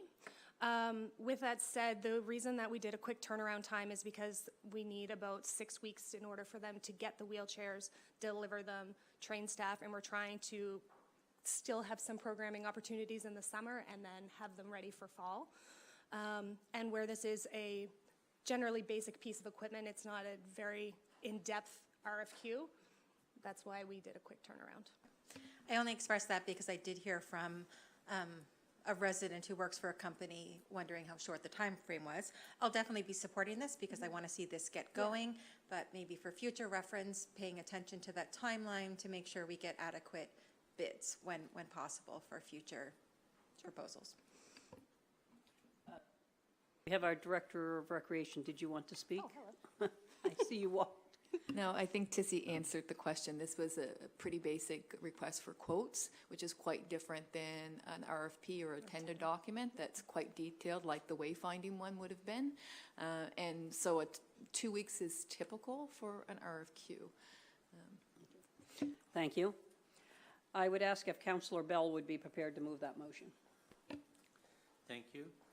To her honor, Mayor Bolivar Getson and members of council, I move that Municipal Council award RFQ 2024-05-301 wheelchairs for Parasport to Harding Medical for the supply of 6 wheelchairs for Parasport programming in the amount of $34,800, all inclusive. I so move. Moved by Councillor Bell. Is there a seconder? Seconded by Deputy Mayor Oikel. Discussion on the motion. If not, all those in favor? Opposed? Motion is carried unanimously. We'll move down to 10.1.1, recommendations from Policy and Strategy Committee, and repeal and replace Policy 011, Deputy Mayor. And I would ask if Councillor Moore would be prepared to move that motion.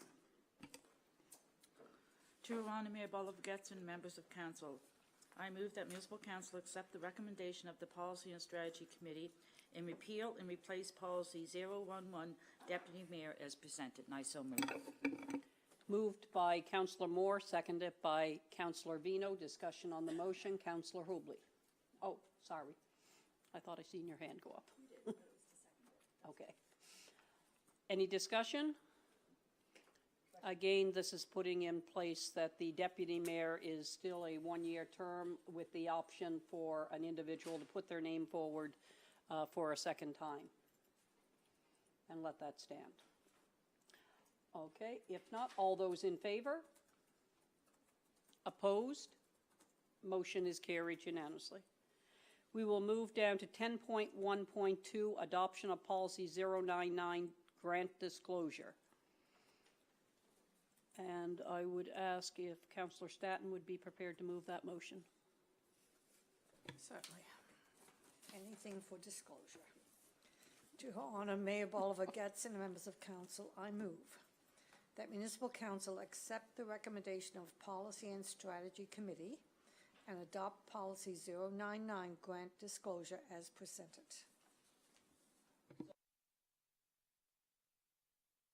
Moved by Councillor Staton, seconded by Councillor Haysom. Discussion on the motion. Question called for. All those in favor?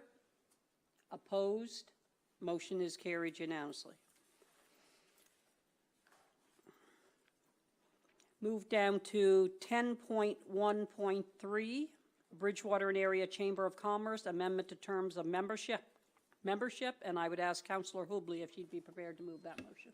Yes, thank you. To our honor, Mayor Bolivar-Getson and members of council, I move that municipal council accept the recommendation of the Policy and Strategy Committee and amend the municipality's term of membership on the Bridgewater and Area Chamber of Commerce to 2 years, and further that this change take effect after the 2024 municipal elections, and I so move.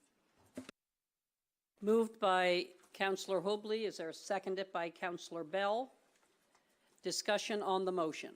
Again, this is just moving from a one-year term to a 2-year term on this committee. Question called for. All those in favor? Opposed? Motion is carried unanimously. We will move down to 10.1.4, approval of fee increase re clean energy financing program and water supply upgrade program. And I would ask Councillor Haysom if she would be prepared to move that motion. Certainly, I will move the motion, and I also have a comment. To Her Honor Mayor Bolivar-Getson and members of council, I move that municipal council accept the recommendation of the Policy and Strategy Committee and approve the increase of administrative fees for the Clean Energy Financing Program and water supply upgrade from $650 to $800 per participant, and I so move. By Councillor Haysom. Is there a seconder? Seconded by Councillor Moore. Discussion on the motion. Councillor Haysom. Thank you. During the discussion of policy and strategy, I expressed that I am in support of and understand the need for the increase in administrative fees. However, I also expressed that there needs to be a corresponding increase in the amount of funding that's available to residents because this program relies on it being cost neutral. So the upgrades that you have need to correspond to the money that you're able to save, right?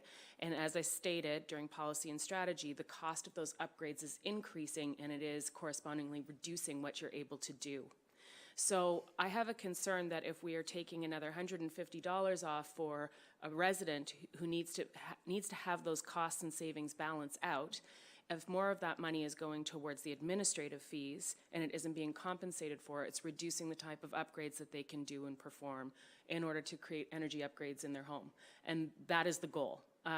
So I support an increase in administrative fees, but I really, and I expressed this last time, I really think that there needs to be a corresponding increase in the amount that's made available to participants. Otherwise, we're just basically binding people's hands and they want to participate, they want to do these things, but they can't make the money balance out.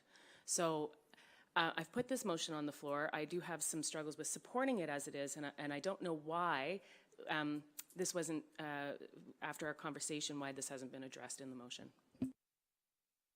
Sorry, I should say perhaps it has, and it's not reflected in the motion, but perhaps there is something that's reflected in the piece itself. So the maximum amount of this loan program is $20,000. And the program is set up so that the savings that are had from the program is offsetting the costs of the borrowing. Yes, so as Councillor Haysom In has energy alluded to, savings. the intention is So that the $150 is what we're talking about. So that would be a policy change, would it not, to increase that? So it would have to come. Yep, that will be separate and apart. a larger change. Your Yes. staff do look at the thresholds annually with CLEAN, and what's it, last budget year, did we increase from 10 or 15 to, it was 2 budget years ago, to 20,000. From 10,000, yes. So your sustainability staff didn't see the need to revise upwards based on the fee, the increase in the admin fee, simply because the ratio compared to the total value of it. They recognize that there are limits. Some of that has to do with whether or not you can get rebates from the federal and provincial government, which frankly are going to be far more effective at sweetening the pot and making those payback periods short enough that they make financial sense. So the ask that is on the floor, and I don't know if it is possible through this process here without going back, is for that $20,000 to increase to $20,150. Is that what I'm understanding? This could perhaps be dealt with in a different Yes. motion, and that is, and I'm not suggesting to change the motion as it is, but I am trying to highlight the fact that this was discussed and it's not reflected here. So we can let the motion stand as it is, but I want to ensure that it is addressed at some point because it becomes a real barrier for people to get that payback period. And it might only be $150, but it starts to make an impact. Our Deputy CAO. Yeah, so if that's the wish of council, we'd like a motion directing staff to reconsider the maximum threshold. What happened at PSC is we had a motion that moved this item on to council as is. Yes. So staff didn't prepare an alternative report on expanding the total value that could be loaned to an individual household. There was no direction by motion given at policy and So strategy. outside of the annual review that happens with your sustainability staff and CLEAN, if you want another look at that, council should direct that today. So you could pass this motion, have a further motion directing staff to reconsider the maximum amount. Could I ask when the next time is that they review and address that amount? Is it the next budget year? Lines up with the budget, yep.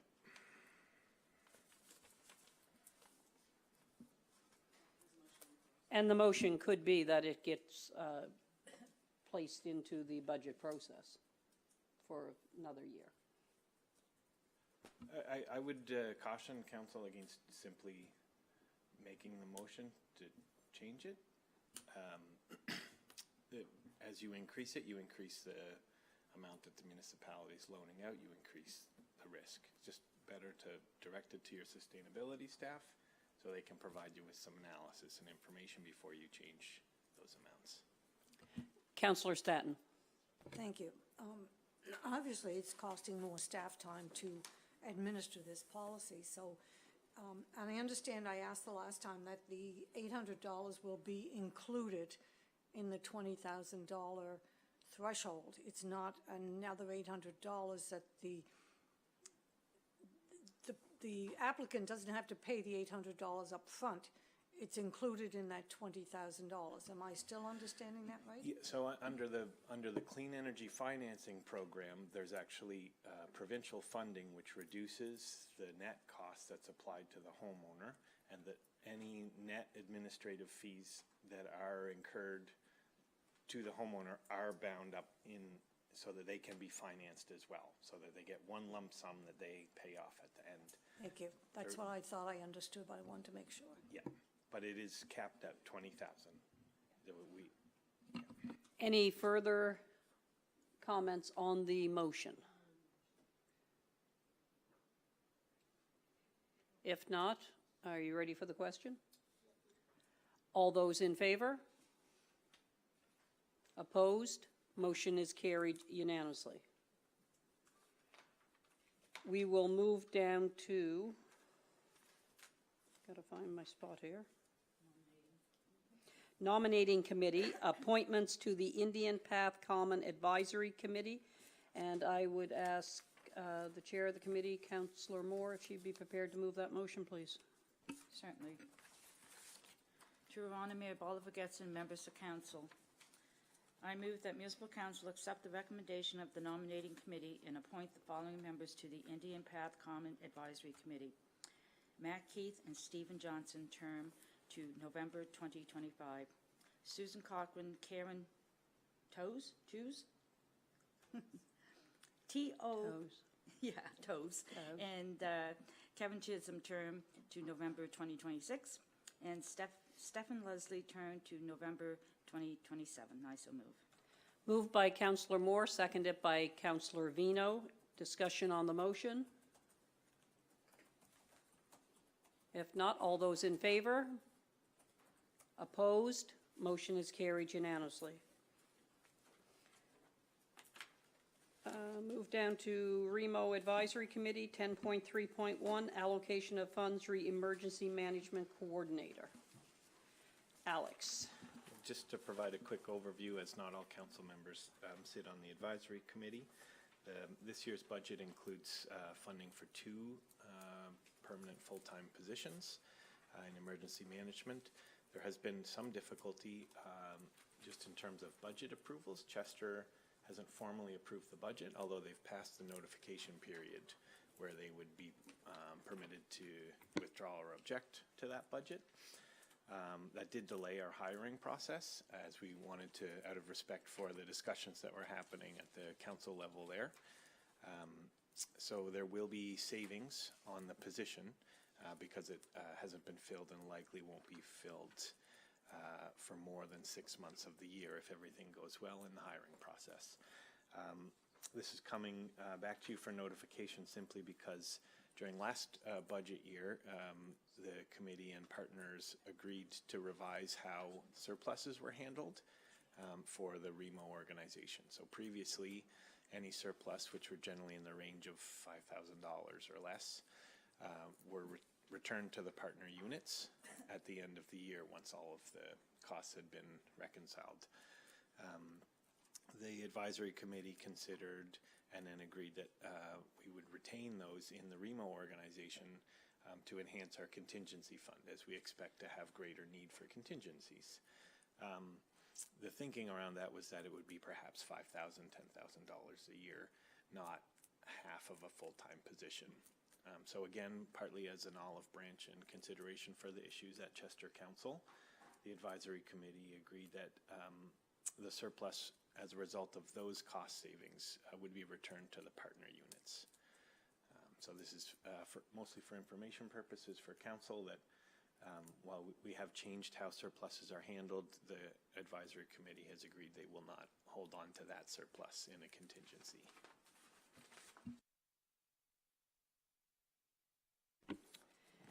Okay, we will move down to Recreation Department and presentation of proposed active transportation plan. And we have Devin Jennings Lander with us and Jamie Hillard with Urban Systems. So welcome.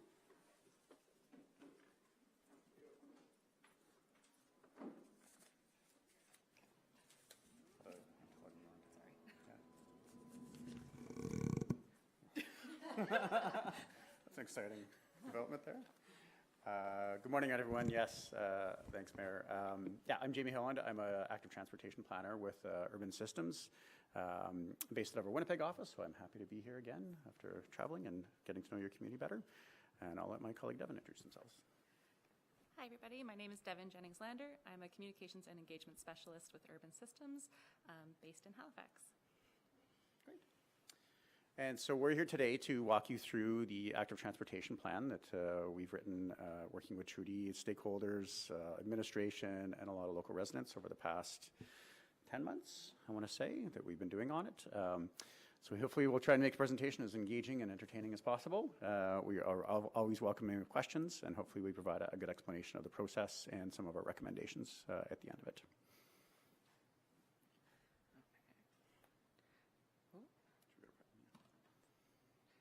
Sorry. There we go. Okay, so we're just going to go over with you guys the project overview of how we came to the development of the active transportation plan. Sorry. A review of the community engagement that was done throughout the process, and then we'll dive into the meat of the plan. So talking about the key themes, the recommended active transportation network, and our next steps for implementation. So quick overview of what is the Active Transportation Plan. This was an update to your 2010 Active Transportation Plan, looking to continue enhancing active transportation in MODL. This document provides a long-term vision and a plan for active transportation in the community. As part of it, we've identified recommended active transportation network improvements, as well as policies, programs, and initiatives to encourage more active transportation over the next 10 years. Included in the plan is a list of priorities for implementation, as well as some high-level cost estimates. While recommended routes have been identified, it's important to note that all routes will require further study and design before construction. Many routes included in this plan were also identified in the previous 2010 plan, so you might see some repeats there. But this was all based on what we learned through our 2 rounds of consultation with community members and stakeholders, that these routes continue to be a priority for community members. A little overview of what is active transportation. So it is any form of human-powered transportation.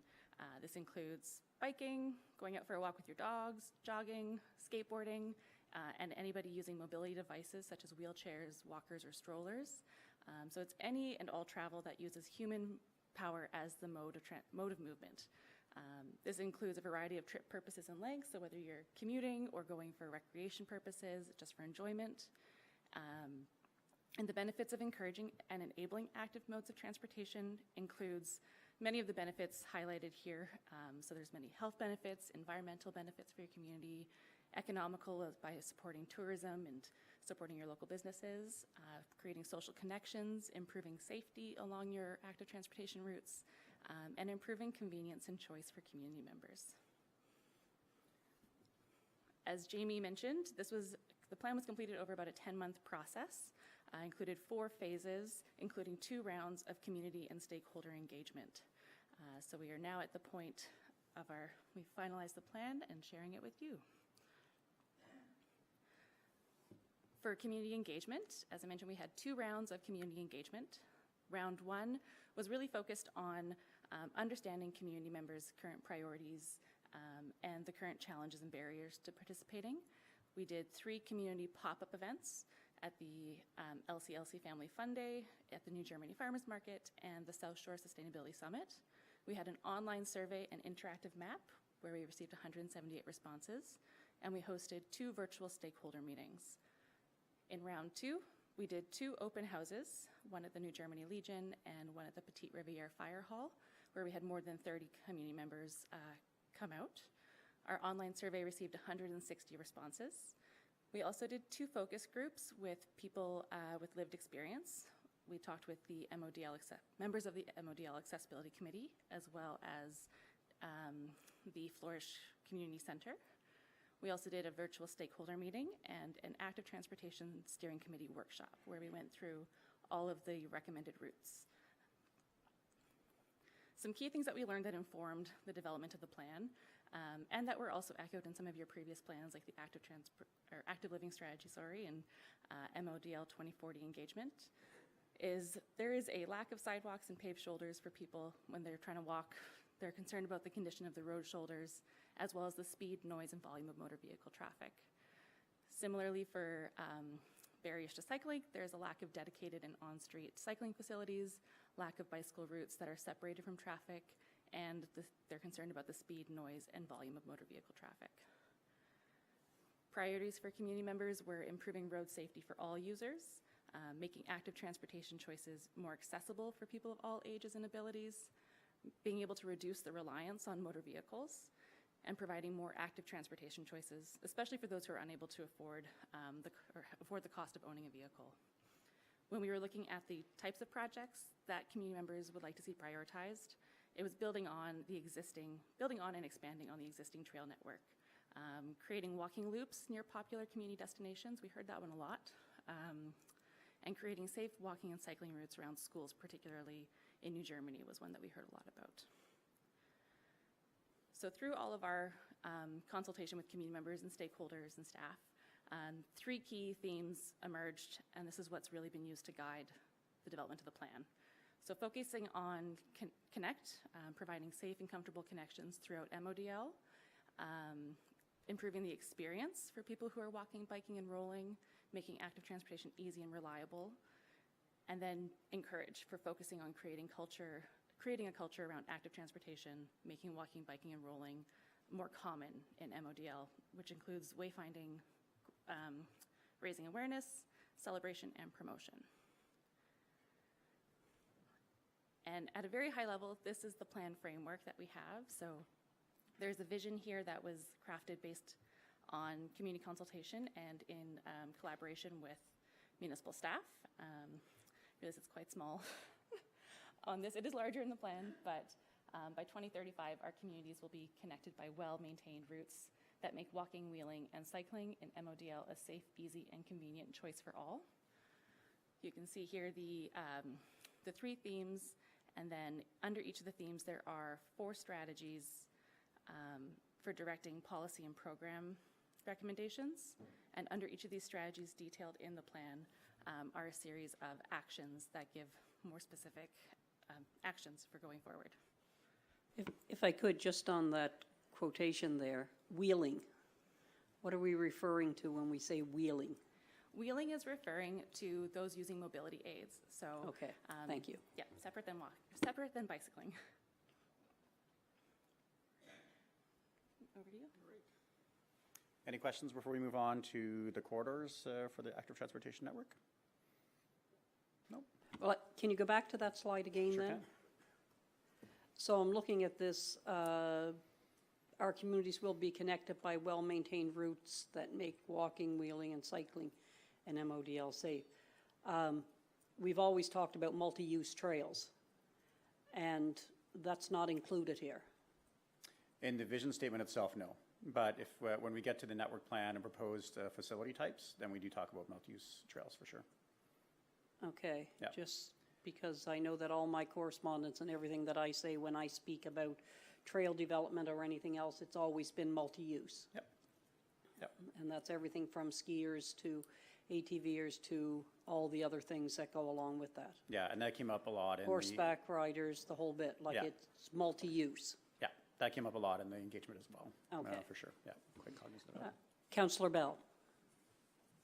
In your vision statement there, and trying to stay positive, you may want to consider after the date, many of our communities, it's an unrealistic thought that all of our communities are going to be connected in 10 or 11 years. So just a consideration. Sure. Great. Or strive to have our communities. We have seen in the Yep. past 2 years the cost of development of a pedway or a walkway Yep. or a trail. And while you know I am a trail supporter, and understand that. there's not a trail in this municipality that I haven't covered many times. But I realize the cost to do this. It's an ambitious goal, and I would like to work towards it, but I don't want to give a false expectation. For sure. You'll note also, Councillor Bell, when we wrote this plan, it is a change from the 2010 plan significantly, is that we've reduced the overall scope to what we feel is a more manageable size. The 2010 plan to propose over 200 kilometers of paved shoulders. By today's dollars, that would be over around $55–60 million to achieve that, and would only serve a narrow segment of the population. So we've reduced this one to about 34 kilometers, and we've given you some options. You'll see of facility types on it, just because we are very cognizant that we don't have all the money in the world. And so the facility types give you sort of a range of different levels of investment for it, and they each have sort of their pros and cons in terms of level of safety and comfort increases, but we try to make it a little more easy to achieve, I think, is what we're going for. Trudy? Yeah, and I was just going to say a vision is something that you would strive for. That's part of the definition of a vision, but if this is your document at the end of the day that we'd be asking you to accept. So if council would like to see the change to put in that vision statement to strive, that certainly could be accommodated, I guess, is what I'm trying to say, because this is your document that we're hoping you're going to accept. We want you to be satisfied with the language. Yeah, we can easily make that change. Yeah. If you would continue then. Perfect. Great, so this is the overall active transportation network that we're recommending for it. So the approximate length would be about just over 34 kilometers. There's 5 different facility types that we think would be suitable for the context here. Includes neighborhood greenways, which we'll talk a little bit about through that concept. Neighborhood greenways are typically a traffic calming process where you seek to reduce the vehicle speeds and vehicle volumes along a corridor. And that's when you don't have either the space, the right-of-way, to create additional facilities that are separated necessarily, or the funds also. It's a much more economical option, but it can greatly increase the comfort of pedestrians and cyclists in particular, just because they are not having a high volume of high volume of vehicles coming by them at close range. And if they are coming by, they are coming at a lower speed. So we have talked with Public Works a bit about this, because 98% of your roads, I think, are owned by Public Works in the province. And they are amenable to what's called horizontal deflection. So that's basically like road narrowing or lane narrowing, curb bump outs, et cetera. But they're not great yet with horizontal deflections, vertical deflections, which would be speed humps, speed tables, raised crosswalks, et cetera. So there is a toolbox that we have, and they are developing a traffic calming policy. We met with them yesterday. That will be coming out hopefully within the next couple of months, that will further provide guidance on what that could look like. Multi-use pass, as the mayor referred to there, we are referring to truly multi-use, so that includes horseback riders, ATVs, et cetera, because we know that in the municipality that has been the standard for a number of years, and we would see that being as a benefit to continue going forward. Trails could be, same thing as well. Trails in this one refers often to the LaHave River Trail, et cetera, and some of the gaps that we're going to talk about, and that's obvious. And then sidewalks, that's an obvious one right there. As you can see, you're developing sidewalks around here, and we are recommending expanding that network of sidewalks. And then paved shoulders is still a facility type, especially for rural contexts, such as you folks have here, as being a good facility type. Again, the only downside with that, it does serve sort of a narrow segment of the population. You're not typically going to see children or the folks that are going to be using paved shoulders. It's not super comfortable, but it does provide a safer facility upgrade than what you would previously have. So again, the terminology that we use has always been multi-use trails. Yeah. Is there a difference between a multi-use trail and a multi-use path? There can be, for sure. Yeah, a multi-use trail, multi-use path in the typical context is going to be a paved 3-meter wide multi-use path where you're sharing space between cyclists and pedestrians. The multi-use trails that you're referring to here, and that's probably what's captured in the term trail here, would be what you're seeing existing in the municipality. And that's the wider ones, and they typically are around 3 meters already, but they have a different surface type. They're not all paved, obviously. You're going to see some of that loose gravel, et cetera. So that's more what we're capturing in the terminology trails there. So is it a path or a corridor? And I guess I get my head around a path. I think of a narrow path leading somewhere. And when we referred to the corridor, which was an active transportation corridor that we were looking at connecting the town of Bridgewater and the municipality here in Osprey Village with, was referred to as a corridor. And when you're talking 3 meters wide, you're probably talking, I guess I may be splitting hairs here, but a path to me is very small. Right. Whereas you're referring to something larger. In typical transportation lingo, yes, multi-use paths are larger. They're not like, I think you're referring to like a narrow kind of winding, like single track sort of thing. Yeah, that's not what we would be referring to on this one at all. Yeah. So the first area that we're going to talk about is right where we are, which is Cookville. This one came up a fair amount, and also just in terms of growth patterns. This is one of your first big development projects. It's an area of present and future residential development. A large population for the municipality will be going in here. Has your largest commercial area and MODL. And we also heard very clearly from the youth at Scolaire de River-Sud, apologies to my French ancestors for that, that they would like to see more walking connectivity to their school and to the commercial area as well. The total length that we're proposing would be about 3.1 kilometers total, including sections across Highway 3 to connect to Bridgewater. We heard from a lot of folks that they would like to be able to kind of walk from the commercial areas and access amenities in the town as well. And for this one, sidewalks and multi-use path where feasible would be sort of some of the facility types that we'd recommend on that one. And approximate cost estimates for that one would range sort of from 2.7 to 3.1. That's just for the sidewalks alone. And then we know that the bridge estimates that you folks recently had before you was much higher than that. So that would be something to also to consider for future use. But we do think this one's very important just because of that density of population and close proximity to commercial amenities. Okay. New Germany, this one was a frequent topic of conversation for a lot of folks, both in the survey and in the open houses. This was something that was greatly discussed. And again, we have talked with the province about where's the new school going to be, I think is the big question hanging over all of us. The good news is that they are open to having a concept such as a greenway along School Street there in particular. So the recommended facility types on that one would be a neighborhood greenway would probably be your lowest hanging fruit on that. And then a multi-use path would be a higher grade of facility type, but it's going to be more cost prohibitive just because of the existing property ownership around there. But it's a really common refrain. This was, again, identified in the 2010 plan. So that was 14 years ago. And again, we heard it very loudly and clearly again through a lot of this open house and the engagement. So that's something we would recommend as well. So again, a neighborhood greenway definition. Yeah, neighborhood greenway definition, again, it can take a number of various iterations, but basically you are going to sign for 30 kilometers an hour, and then you're going to design for 30 kilometers an hour. So you're designing so that vehicles, even if they ignore the sign, they're going to have a road narrowing at that point, they're going to have curb bump outs at that point, restrict their field of vision a little bit, so it's called visual friction on the side of the roadway. So it basically narrows their line of sight, and makes it feel like you can't really go faster. You shouldn't go fast into that. It's a common one, right? When we get on an open road, we feel like we can go a little faster. If that field of vision is narrow, that will slow people down. And hopefully with the province coming up with a traffic calming policy, we'll be able to do a bit more vertical deflections, and that could involve speed tables, raised crosswalks, et cetera. Councillor Moore. Put your mic on, please. I should have brought it up on my screen because I like being able to see what's coming next. Okay, so this is 3.1 kilometers. That takes in School Street as it is now? Correct. And what else? It takes in sort of the commercial core of New Germany itself, Right. and then heads down south. We did hear from a lot of local residents they'd like to be able to connect to the Fresh Marts on the highway Right. there, and there's a Shoppers Drug Mart, I think, there as well. Yeah.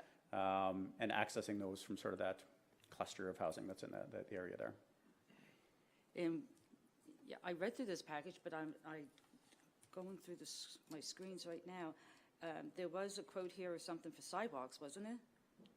Yeah, sidewalks is another Yeah. that could be considered for that one. Right. We just, there was a lot of the constraints, and you folks were pretty clear on that, and then talking with Public Works about the feasibility of that. Yeah. That one would be, also like another facility type, but I think it would be harder. It would be a little more cost prohibitive. Right. There's property ownership in the area that would have to be either easements applied to it, et cetera. And yes, I addressed all those in the last time we spoke. Yeah. But when we get to the pricing, when we get down to the screen that has all the millions of dollars of pricing on it, Yep. I think maybe I'll come back to my conversation then. Sure. Thank you. Just to throw in, for New Germany, the cost estimates range from a neighborhood greenway is a pretty low expensive intervention. So at the low end, we would estimate about $124,000. If you did a multi-use path, depending on if you had to do relocates of utilities, et cetera, and drainage patterns, then your cost would be around 3.1. And again, these are high-level Class D cost estimates, so you're about 30% to 40% variables on that one, but gives you an idea. You're welcome.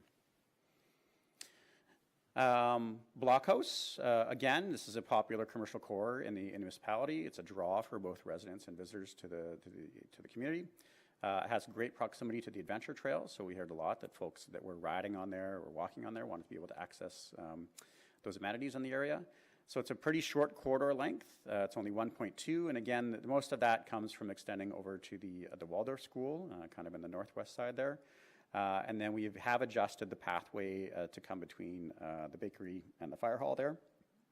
And so for recommended facility type, sort of to the west, we'd recommend sort of a neighborhood greenway concept along that one where feasible, and then also multi-use paths where feasible as well. And to the mayor's point, the multi-use path would include, since it's a spine, coming off of the adventure trail, I think, in that area, would be similar facility type. Deputy Mayor Oigel. So some of these paths, as you mentioned, do go over other people's properties, right? So these are just thoughts that these paths could be in this area, as long as the residents of that area are willing to have that in the area, right? So these are just suggestions of areas, correct? They're what we're doing in the plan is identifying areas or passing along areas basically that residents have identified they'd like to see corridors happening.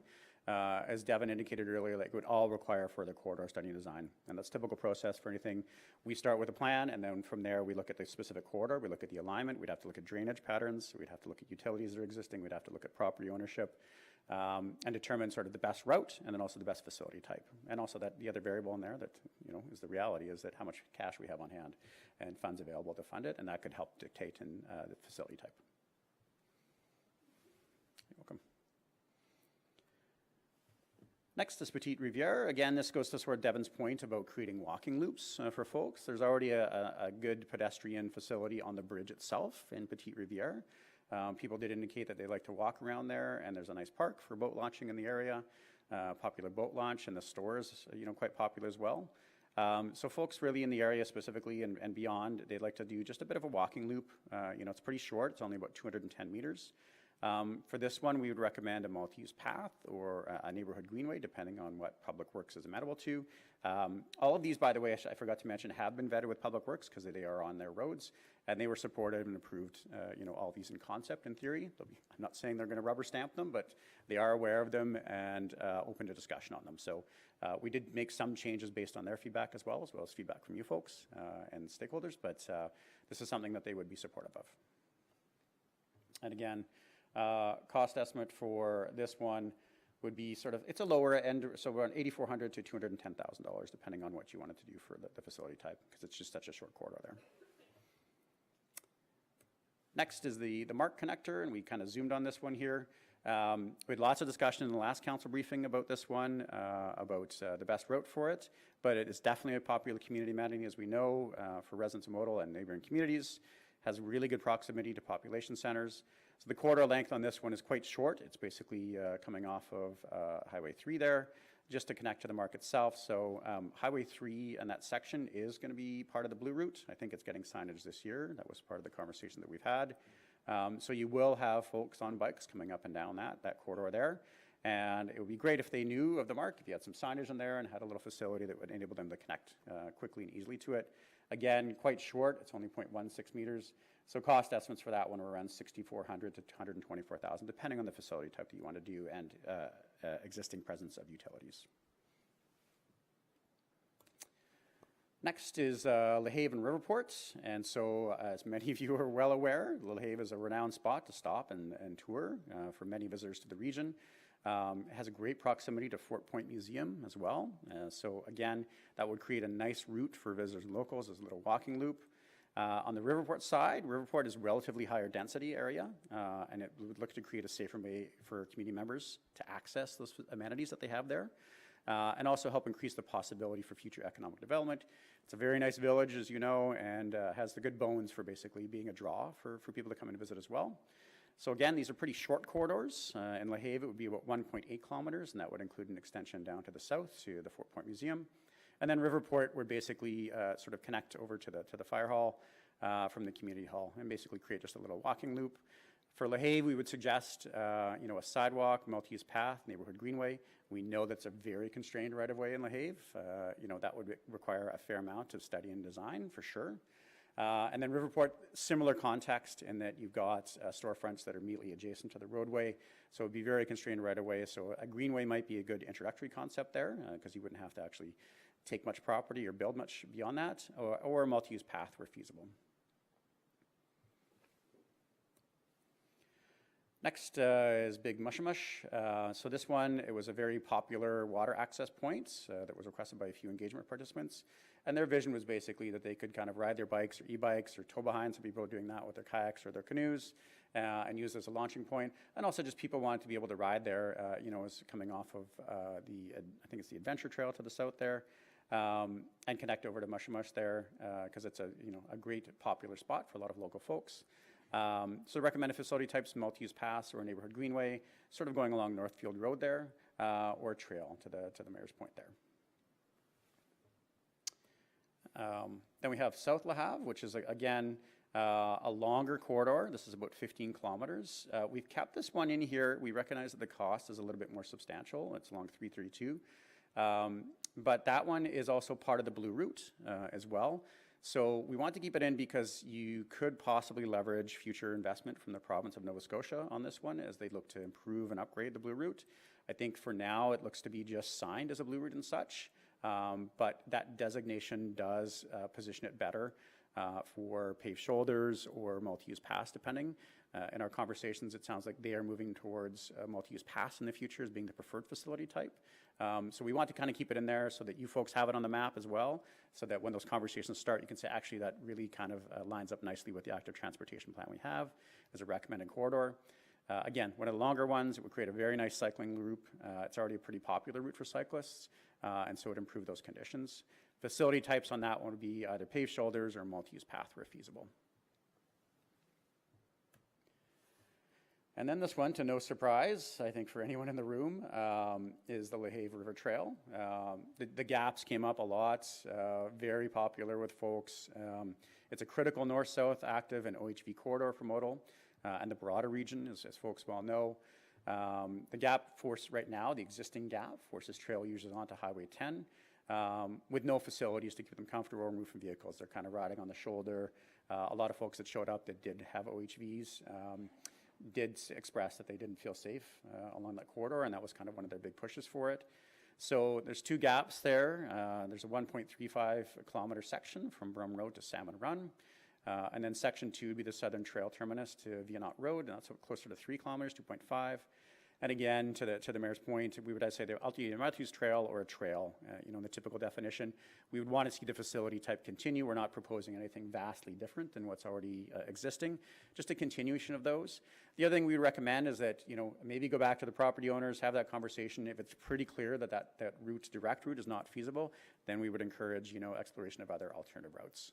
But those gaps, really, it's quite important for a lot of stakeholders, particularly, that those gaps be closed.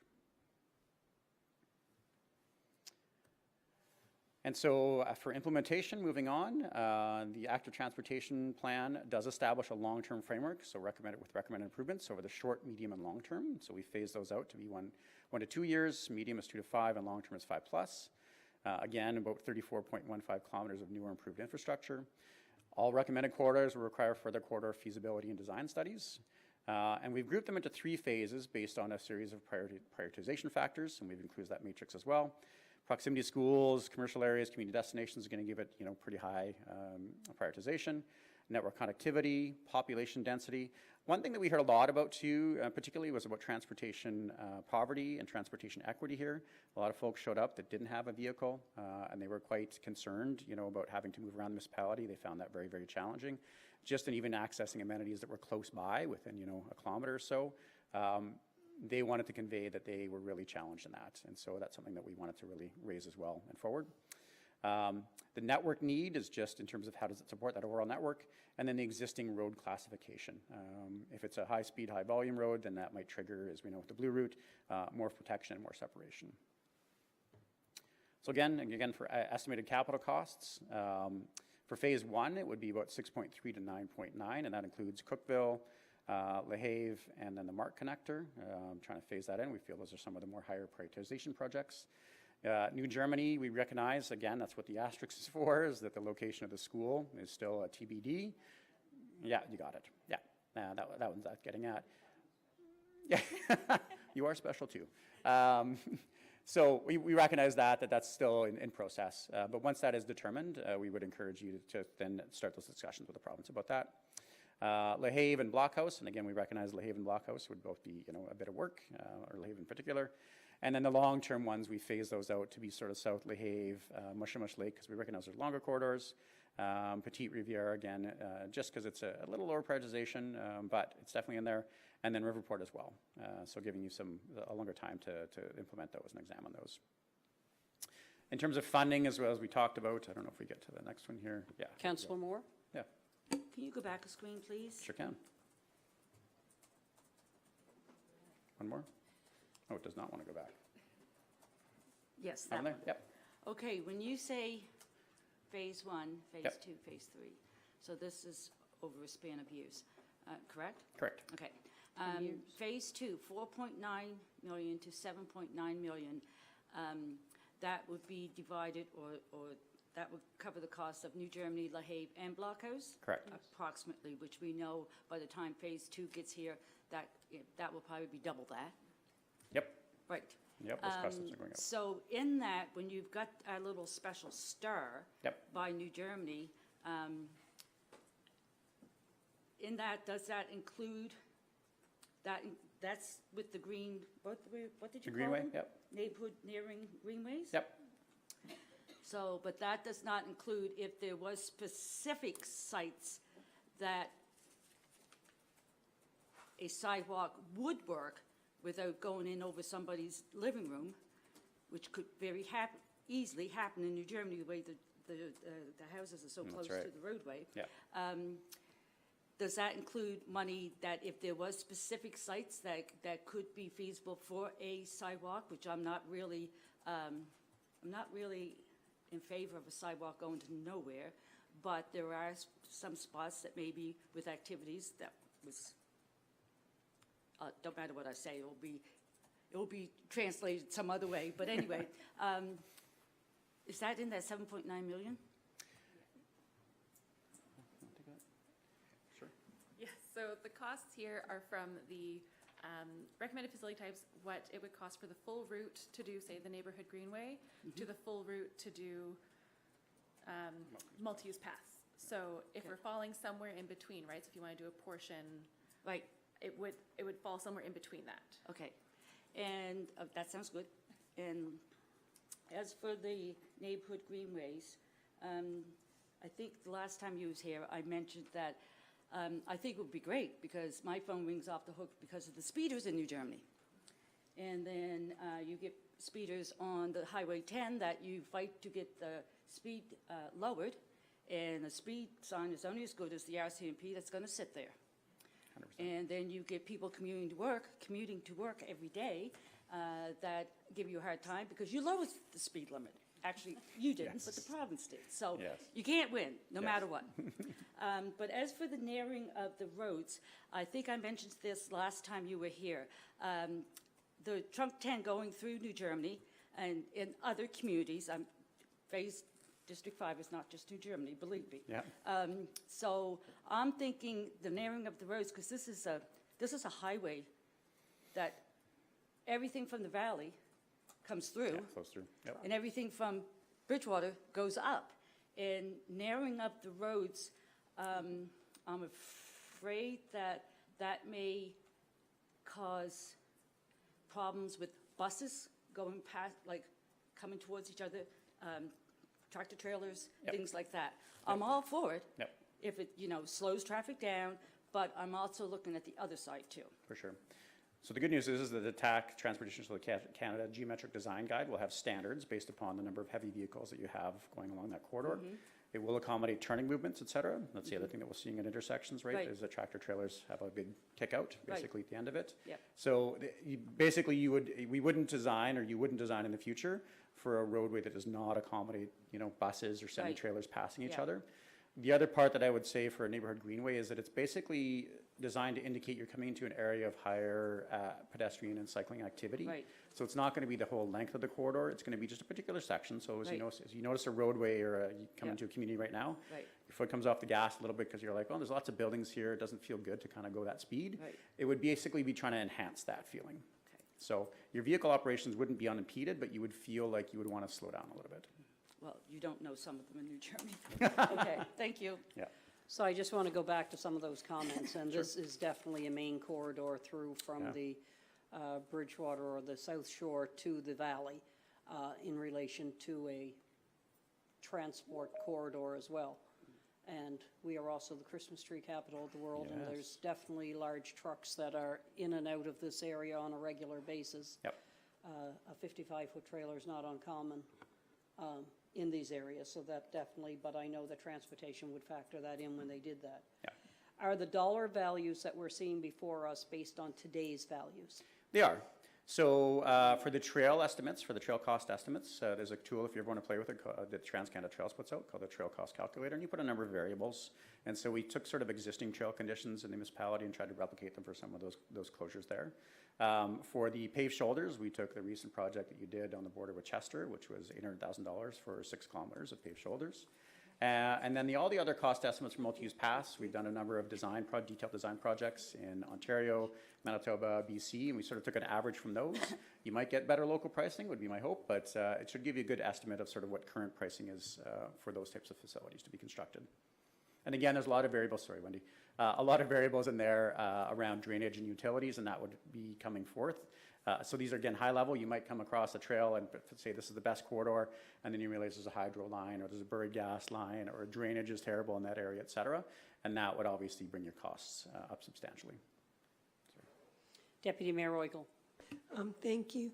So we're going to be asked to accept this active transportation plan, and I do have some concerns with it. It's really good. Everything that you've said, I know, is what residents are looking for in particular areas. However, there are areas that are not part of this plan, such as Blue Rocks and Stonehurst. There's lots of walking, especially in the summer, lots of tourists, so safety there, because if that's what active transportation part of is safety. There is, which I know I've talked to you about it, as well as Wildville into town, and Hebville, the apartments just outside of town, people walking into town. That is not part of this. Correct. Part of this.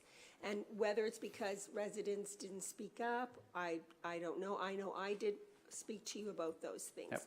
So my concern is that those areas will not be considered by future councils or because of this plan, rather than having them in this plan as well. So that is my real big concern with the plan, is other areas being not part of it at all.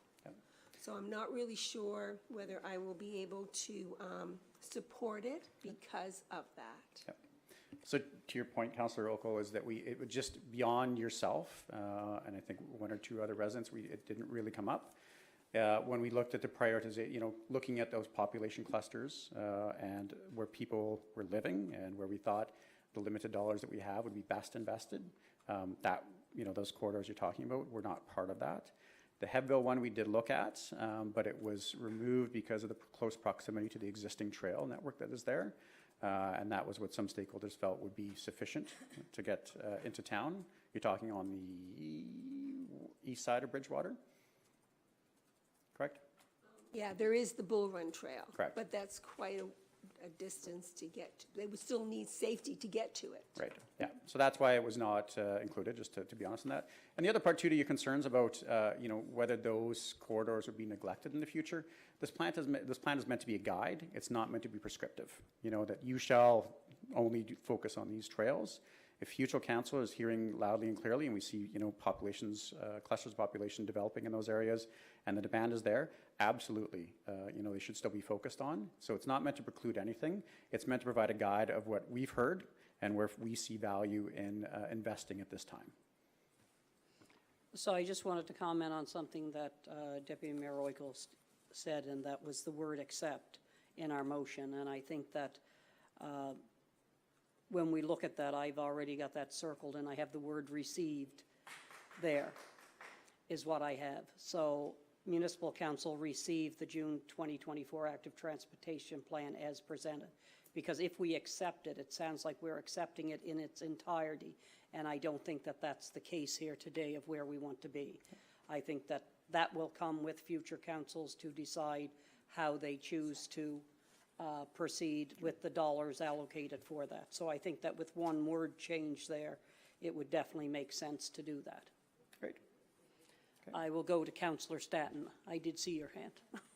Thank you. I just wanted to comment on the phases and how you came about that. Was it a safety factor or price factor, or how did you come about these 3 phases, and what did it? Because Cookville here is really, I'm getting so many complaints about the kids coming from that school, walking to Walmart or the fast food places, and even the employees in this building. And we're about to put 1,000 more people in the area, and you know there's going to be parking along the street. I mean, that's a given. It has to happen. So I'm just wondering, when you did the phases, was that taken into account for safety reasons, or was? Yeah, absolutely. I think you've answered the Cookville point for me, summarized it quite nicely. Yeah. It's just that's a major population cluster, close proximity to commercial areas. People will access facilities whether you have safe facilities for them or not. You know, that's the reality of the situation. So in terms of overall prioritization, we did send in the plan itself, it does have a prioritization matrix. So it's sort of an evaluation tool for why things are some are more important than others. But generally for these ones, these were sort of the most commonly identified ones where we see either a pressing need from a road safety perspective, and particularly for Cookville. LaHave is an obvious one, again, because there's those gaps in there. And then the Mark Connector was just a very popular one. So that's sort of how we phased it. The only reason that we kind of moved New Germany a bit back is just because of the uncertainty over the new school location. But otherwise, that one was also quite loud and clear. And then we just also recognized that we're not going to have all the dollars at the front end, and we need time to kind of plan these things and save up the funds for them. And we do recognize that we do have funding for this Cookville sidewalk. Yep. With the recent announcements that were made. Yeah, I heard from the crane operator that there was a big crane on that building. Oh, yeah. And he said the near misses of kids was incredible. Yeah. Yep, for sure. Yeah. Councillor Haysom. Thank you. Just three quick little comments. The first is that when we talk about, I think that the message that came through loud and clear in all of these was the need for paved shoulders. And there has to be, again, advocacy to the province to do this because they have the money and the wherewithal and own the land in order to do that. And that will be the single biggest impact on active transportation. Second thing I want to mention is give a little shout out to Petite Riviere Elementary School grade 2 class that sent a letter into our council talking about the little math sort of activity that they did, counting the number of cars and people walking and bikes and the need for sidewalks in that area. And also my daughter Scarlett is in that class. I had nothing to do with the letter. And the third thing I just wanted to share with you is an interesting thing a story that I heard this weekend from a group of people who took the train from Montreal to Halifax and then got on their bikes and biked all the way to Petite. And it's because of the connectivity of the trail. So there is a real opportunity for us to grow and build that active transportation link. So I just wanted to share that with you as well. Councillor Vino. I think we could all agree that we would love to have sidewalks everywhere, but they come with a big price tag. And as long as I've been on this council, and actually as long as I've known Councillor Moore, she has been an advocate for New Germany and sidewalks and better means to get away. But we're bumping heads with the province on that. I'm the councillor for the Blue Rocks area. And I can say that it definitely is a very popular spot. Very fortunate we just got a new J-Class road done down there. And one thing I've learned on council is we can do as many surveys as we want. We don't always get a lot of feedback from that, but hold a community meeting and those folks will come out. We didn't have one in that area. Yep. If we did, I suspected you would have heard, especially with an older population in the Blue Rocks area that don't follow social media or go to a website. So it is just as important. Thanks. Great. Councillor Moore. Thank you. When you go back to Cookville, the cost there, 6.3 million to 9.9 million, to be distributed between LaHaye River, Mark Connector, and Cookville. We all know by the time this comes, it's going to increase in price. Any of those estimates have maintenance and that stuff for actual sidewalks? Because that's something else that the future councils are going to have to look at. Correct. Because they need to be plowed, they need to be this municipality does not have a small enough plow to do a sidewalk. I mean, if we have to, so anyway, we won't go down that route right now, which, what was my other question? Oh, when you say about neighborhood greenways and narrowing, making it look narrower or something like that. Yep. And does that include like speed bumps? Not at this time. Okay. No. And the narrowing of these roads, when it comes to snow removal on a provincial trunk 10, what does that mean for traffic if it's too narrow for someone, like 2 snowplows to be coming back and forth, a bus and a snowplow? Right. You know, what does this is what I'm looking at in the future. Yeah, again, the TAC geometric design guide accommodates for snow storage and removal as well. So while the roads will be narrow, they will be still operational and functional. We're not going to narrow them to the point where you're having a risk of head-on collisions increasing, or snowplows can't clear, or snowbanks or snow storage is not feasible. So that's definitely accounted. It's a Canadian guide and for roads that most traffic engineers, transportation engineers use. So it does understand and accommodate for that. Okay, thank you. Councillor Hubley. Oh, I have a question concerning the motion. If we change that word to received, does that cover the concern that Councillor Bell had with the mission statement, where it made it look like we were going to do this in one of the first couple slides, and I'd really I like would to say see that we're changed. receiving the document as it's presented today. It doesn't mean that we've accepted it in its entirety. So that We're mission just statement at the receiving it. beginning is not a concern, as long as we word the motion like this. You remember? I think we're receiving the document. I don't take that as being So I in would say stone. the point where you're at now is you're receiving your Yeah, information. the from your information that's been consultant, and presented today, we're receiving it. It'll cover that, then, the It gives concern. council the I have the same. opportunity to relook at this at any time and do what they need to do to this document and move forward. This is what is being, and that's why I say accept. It may mean that at some, Riverport happens to come in phase 1 for whatever reason. I think we're accepting the report that we've asked our consultants to bring back to us, and from there, we receiving it, sorry.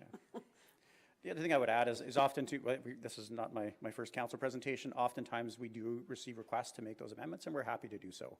We want this to be a document that's useful and one that you can action. So if there's changes that you'd like to see, we're totally open to it. Oh, if that motion is. Yep. Councillor Bell. I think another discussion for a future date would be where New Germany is placed. I know that if we knew that there was a location chosen for the new school, it would probably redirect the way we might think.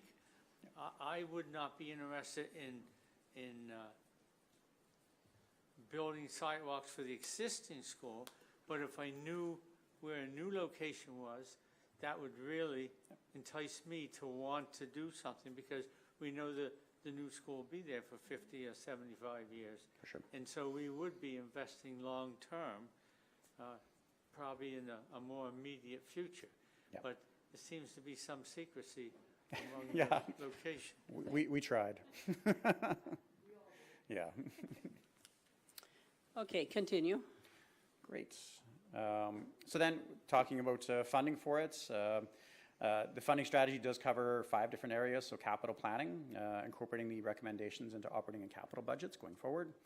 Integrating, so making sure that pedestrian and cycling improvements are integrated with other plans and capital projects as road renewal happens, et cetera. You do consider pedestrian and cycling improvements. That's a good opportunity for some cost savings. You've already got construction crews there. External funding sources, there is the provincial funding program for active transportation that's existing. There's federal funding as well. We'll have details on the next slide. So we're seeing more of that. And then the provincial active transportation strategy is before cabinet right now, so it should be adopted fairly soon. It may not necessarily have funding attached to it. Hopefully it does at some point. But it does have a process for how municipalities and the province can work together to promote active transportation and some policy pieces. So that's good news. We talk about staff resources, is that implementing the ATP will primarily be responsibility of the active living coordinator, but it would require support from all members of the municipal departments. And then the active transportation committee that's existing right now, it would require regular check-ins, monitoring, and progress on the ATP, and it could be combined with municipalities and an existing internal transportation committee. What we don't want, folks, is to have this, we put a lot of effort into it. You've got a lot of community feedback. You've got a lot of stakeholders coming in. We would encourage you as much as possible to make sure that you keep momentum on this plan and keep it moving forward. We felt that we did connect with a lot of folks, and what we proposed is somewhat reasonable. We know it can't be done overnight, but we would not like this plan to be sitting on the shelf somewhere. We would like it to make sure and hopefully see it enacted, because I think there's a real strong demand in the community. And just a quick summary here, the National Active Transportation Strategy, we've worked closely with them over the years. In 2021, they launched the National Active Transportation Fund. It was a $400 million 5-year fund. It did receive very heavily oversubscribed with about $1.3 billion in applications. And the entire fund was allocated within 2 years as opposed to 5, so it demonstrates sort of the popularity of active transportation across the country. We do connect with them regularly, so I had a phone call with them about 2 months ago, and they did announce that starting in spring, or starting in 2025, they will accept applications again, and in 2026, it will be part of the Permanent Public Transit Fund, which is a $3 billion per year fund, and active transportation would probably be about 10% of that, so that would be about $300 million per year for active transportation projects alone, and that includes planning, which would help fund this project, capital stream as well, so infrastructure as well. And the good news is that for all capital planning projects, you do have to have an active transportation plan in place. So you folks are very well positioned now. And that's it from us. Thank you. Any further questions? And I would go back that Councillor Bell, if you could go back to that mission statement at the beginning, if that, I believe that is problematic. So could you go back in the slide, please, to the very beginning? No, I passed it, right? Yeah. Right there. Our communities. Yeah. So the wording that you were. Yeah, I think I'm many, yeah.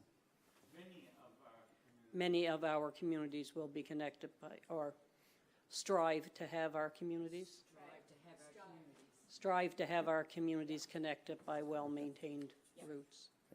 Now, that's just a suggestion. I'm not. No, but we have many times been reminded by our mission statements years afterwards. And it puts you in somewhat of an embarrassing situation if you're not doing what you say you're going to do. So I would ask Councillor Bell if he would be prepared to make that a motion to include in this document to, by 2035, strive to have our communities, or be connected by well-maintained, yeah. As you said. Did you get that? Yes? So by 2035, strive to have our communities connected by well-maintained routes that make walking, wheeling, and cycling in MODL a safe, easy, and convenient choice for all. So moved by Councillor Bell, seconded by Councillor Hubley. Any further discussion on that? If not, all those in favor? Opposed? Motion is carried unanimously. I want to thank you for your presentation, very thorough, and you are 100% correct. Without the plan, the access to the funding usually does not go hand in hand. So this positions us well to move forward with active transportation. So thank you. Thank you very much. And Yep.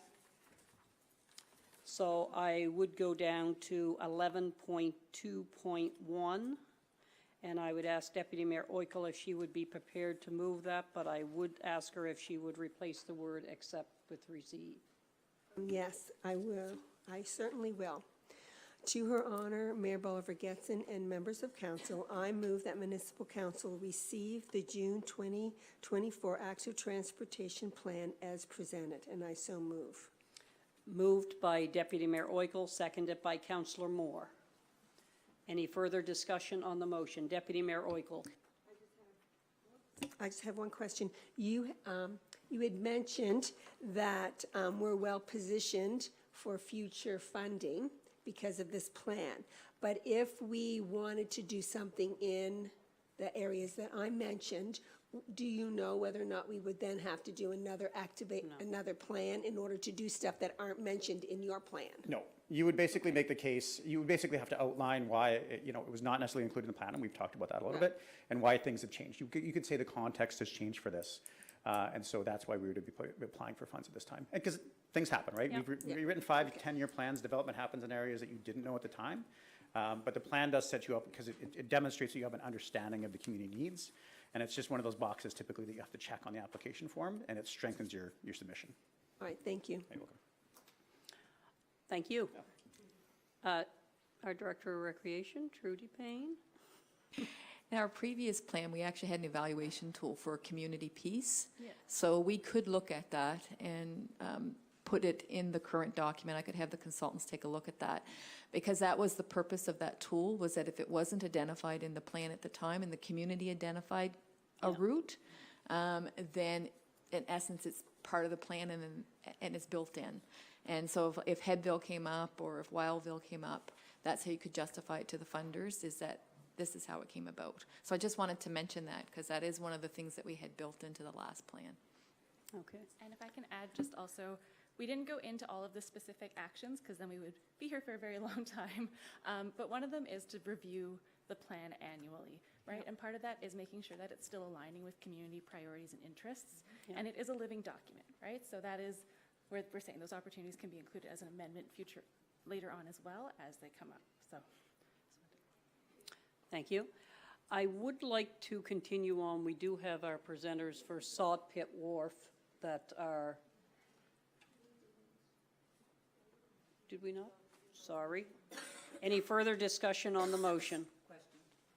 Question called for. All those in favor? Opposed? Motion is carried unanimously. 11.2.2 is the Saw Pit Wharf Park Community Plan, what we heard report. And we do have Matthew Mills, virtual, from Mills and Wright. I'm waiting for him to come up. There you are, Matthew. Welcome. Hi, everybody. And wondering if you could walk us through the Saw Pit Wharf, what you heard report. Sure thing, I'd be happy to. Can you guys all hear me okay? Yes. Okay. And I'm not sure if I should share my screen or if you have a hard copy of the What We Heard report in front of you. I would ask that you share your screen, please, for the Okay. people in attendance as well. Happy to. Okay. Okay, thank you very much, Mayor, Deputy Mayor, and members of council for the opportunity to come before you today to share, I guess, the results of the engagement that we've done on the Saw Pit Wharf Park Community Plan.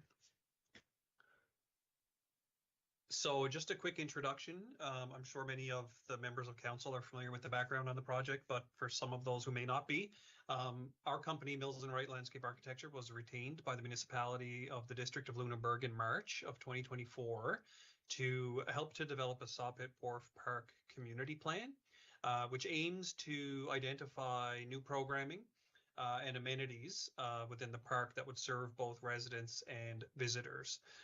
The end result, of course, would be a new master planning document for Saw Pit Wharf Park that would help to guide development and growth of the park in the next several years. The decision on the type of programming and the type of amenities is not ours to make alone, and it never is. And as suggested in the RFP by council, a collaborative community engagement process was really going to be the deciding driving factor behind what the park could become. So I'm here today to present to council the results of that discussion and to get some general feedback about the direction we're headed in based on what we've heard. So the public engagement activities on the project, there were quite a few. We kind of cast a pretty broad net with respect to who we reached out and how we reached out. There was traditional in-person as well as virtual online engagement activities, which is always a great idea because it allows people to come together in a community group setting, but also for those who may not be comfortable in such a setting to participate at their own convenience and comfort level remotely. So there was one public workshop, which was on April 23rd and had 28 community members in attendance.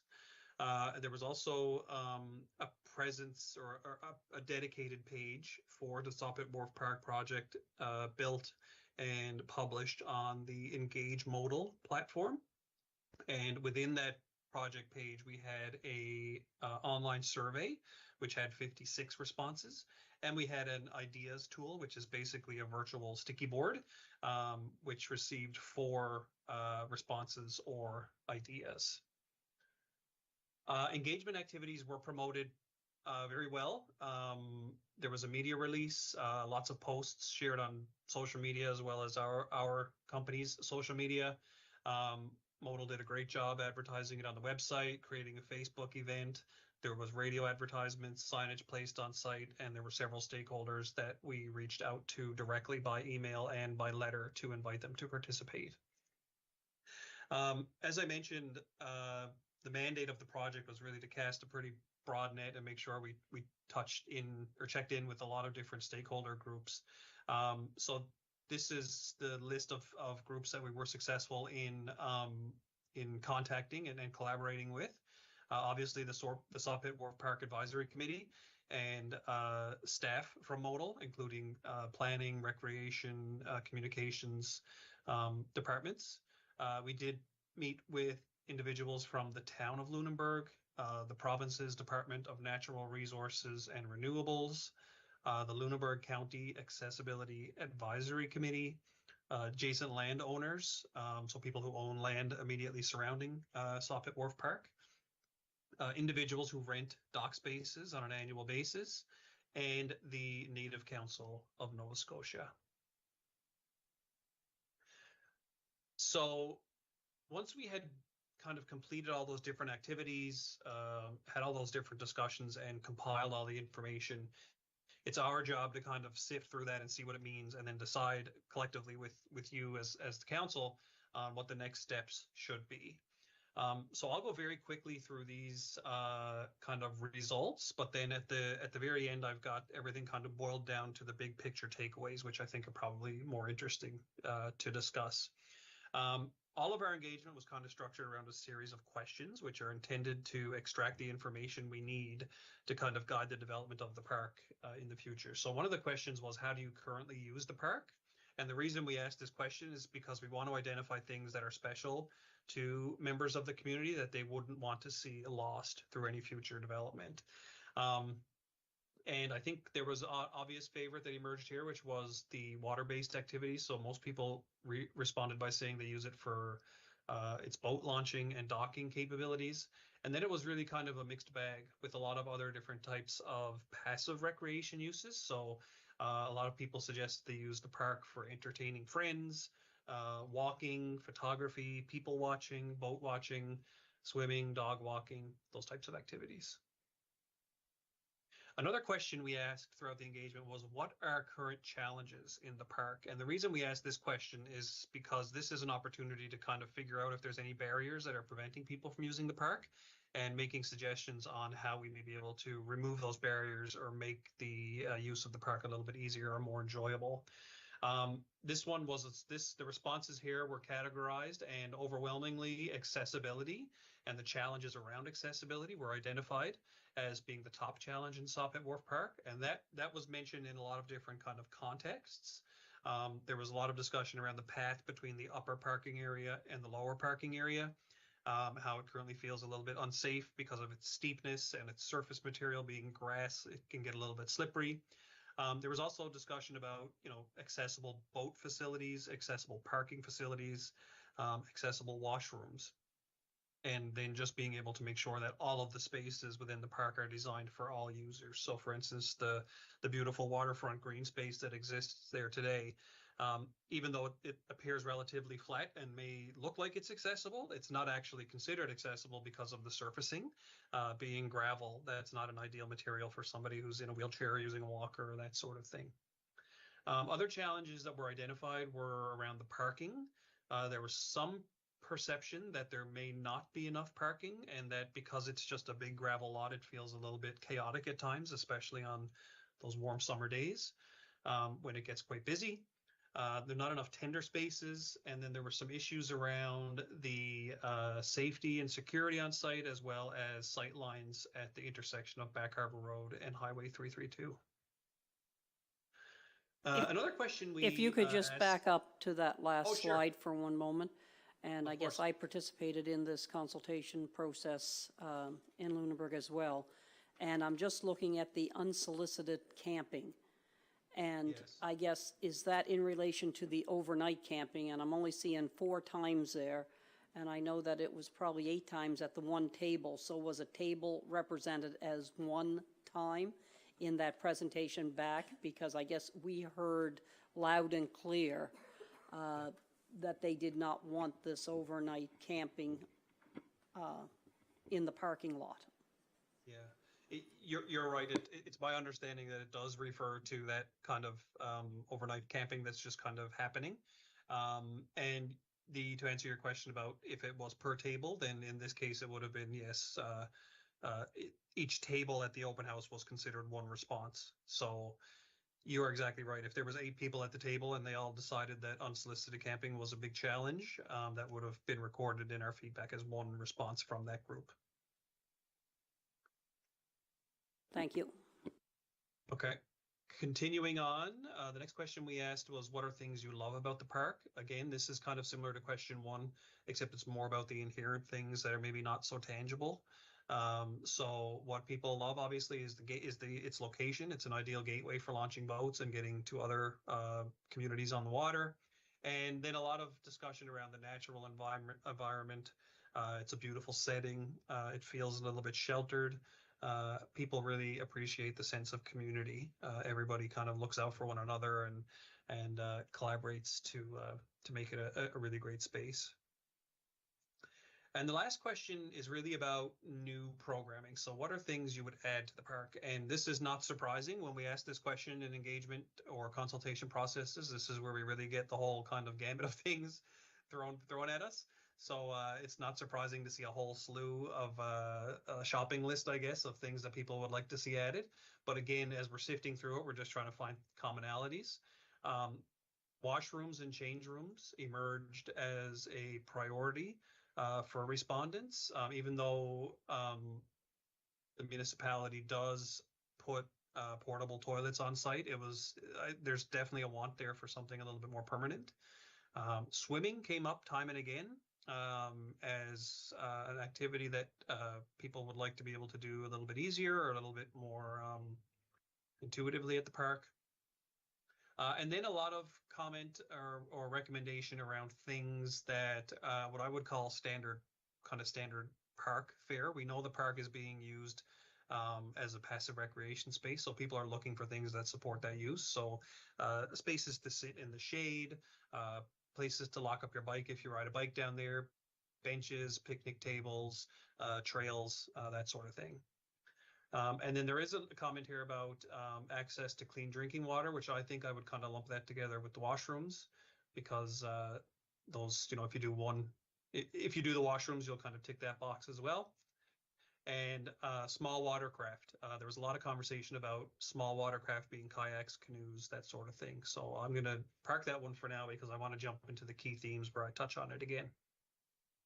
So the key takeaways, as I mentioned, that's really kind of a very high-level overview of the raw data. But what we like to do is make sure that, because that data can just be a lot to digest and it's hard to understand necessarily what it means for the project moving forward. So we've kind of taken all the data and boiled it down into key themes. So these are the things that kept coming up time and time again that tells us as consultants these may be priorities for the project that we need to think about addressing. So I kind of touched on the first one a minute ago. More park-like amenities are needed. As I said, people would like to use the park as more of a public space. They're using it for things like picnicking, eating lunch, walking, people watching. So they're looking for the things that kind of support that use. So benches, covered sitting areas, those types of things. Another key theme that emerged is around vehicle circulation. And I think there's two key points to consider here. One is with respect to the parking. There were a lot of comments about the parking feeling a little bit like a free-for-all, especially on the days when it's quite busy down there and there's no lines on the ground and it's hard to understand where people can park or where the trailers should park or where what the upper parking lot is for versus the lower parking lot. So it just feels a little bit confusing and chaotic according to people that we spoke with. And the other component of vehicle circulation exists around the challenge with the intersection of Back Harbor Road and Highway 332. There was a lot of individuals who commented on the fact that getting out of Back Harbor Road requires a little bit of a Hail Mary, especially because of the geometry of the road, or the highway, sorry, which creates speed because people are kind of coming over a crest and they're building speed on a downslope while people coming out of Back Harbor Road are going up a hill, and it just creates a little bit of a recipe for a not so great intersection. Definitely one thing that we heard loud and clear is that the water-based activities at the park are definitely the key attraction. It was frequently cited as the main reason that people use the site, for its boat launch, for its wharf, for its temporary floating wharves in the summer months, and also people really appreciated its location and shelter, given that it is kind of recessed in a protected little area there. And there was also even some comments that there may not be enough infrastructure in place right now to support that demand. So there was a lot of comments around wanting more tender spaces, and a lot of comments around needing some additional infrastructure such as electricity and clean drinking water to allow those watercraft users to have access. One common theme that came up time and again was around infrastructure that's needed for non-motorized watercraft. And what I mean by that is kayaks, canoes, paddleboards. It seems there are a lot of individuals using Saw Pit Wharf Park for those types of uses. And there was a sentiment that people are kind of feeling that maybe the park is currently too focused on supporting larger motorized watercraft, and that the smaller watercraft need to be considered as well. So people are looking for things like a dedicated launching area that's separate from the one that the motorized watercraft use, as well as a space to tie up your vessel when it's not in the water. So when you pull your kayak or your paddleboard out of the water, somewhere you can safely lock it up while you go for a walk or head into town. The natural setting is very important. This is something that always comes up when we're talking about beautiful natural parks like Saw Pit Wharf Park. A lot of people do use the site specifically for its access to fresh air, green space, scenery. And if you think about the uses that were cited as being the most commonly used, or the common uses, it was around things like walking, photography, contemplation, people watching. So that suggests to us that any new development that should occur at Saw Pit Wharf Park should try to tread a little bit lightly on the land and if possible, avoid doing anything drastic that might change its character pretty significantly. There's definitely a need, we heard, for a permanent washroom at Saw Pit Wharf Park. It was the single most requested item that users would like to see added to the park.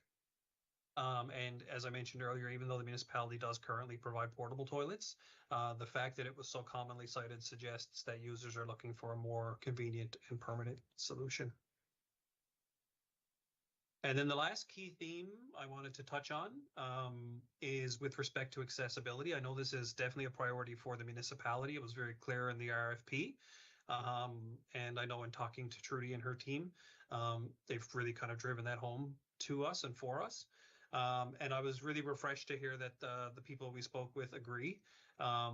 It was the number one response to the question about challenges and barriers, and it was mentioned at a number of levels. So as I mentioned, the the pathway between the upper and lower parking areas, the ability to get into and out of a boat, both motorized and non-motorized, in an accessible way, parking spaces that are dedicated for accessibility on site, a better solution to the washrooms that's more accessible, and just in general making sure that the public spaces and green spaces on the site remain accessible as well.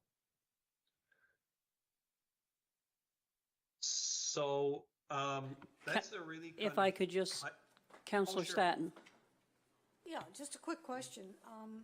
You mentioned the sewage in the water, sewage disposal in the water.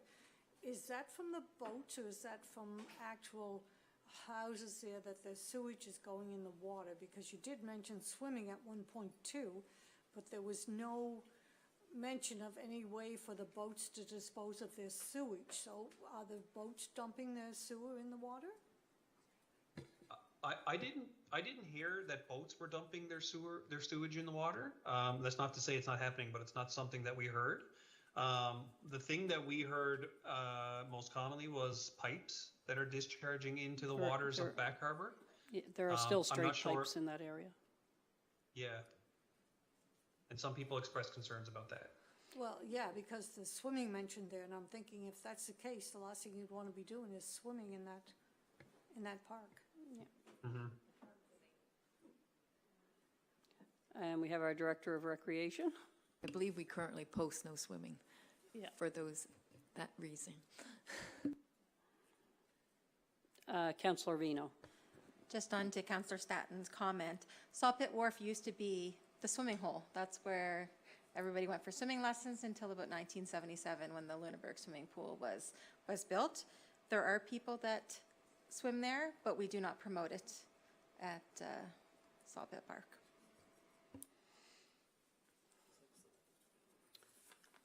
Okay, so that definitely would be something that we would not want to be promoting in that area.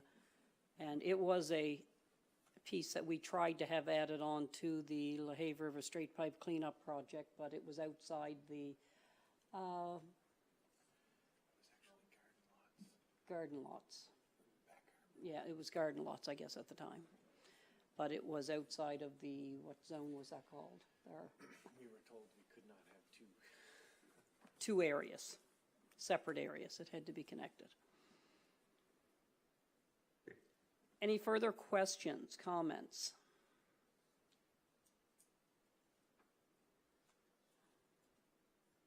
If not, it definitely seems like it does reflect the sentiment that was at the public meeting that I attended. I do recognize that in what's being outlined here. And the accessibility piece was also around, I believe, the local nursing home who bring residents down to this area for picnics and so on, and the availability to be able to get up on a boardwalk or something there. And there was a lot of emphasis around having, I don't know if the storage for the kayaks was only so they could walk into town or whatever, or if they were looking for a more permanent location for paddle boards and kayaks and so on to be able to lock them up on racking so that they could use them when they returned. I think I heard some of each. Yeah, that's my recollection as well. Yeah. I'm not seeing any further hands. Our Director of Recreation, Trudy. So just to conclude, maybe Matthew was going to allude to this. So Matthew will be working on a community plan that will involve a concept plan that will have some cost estimates, and that final plan will be brought back to council as well, and it will be reviewed by the advisory committee. So this goes back to the Saw Pit Wharf It goes back to the Committee. Saw Pit Wharf Advisory Committee, Excellent. Thank you very much. Okay, thank you all. I appreciate the time today. Thank you. It is 12:26. There's one other item on the agenda, plus the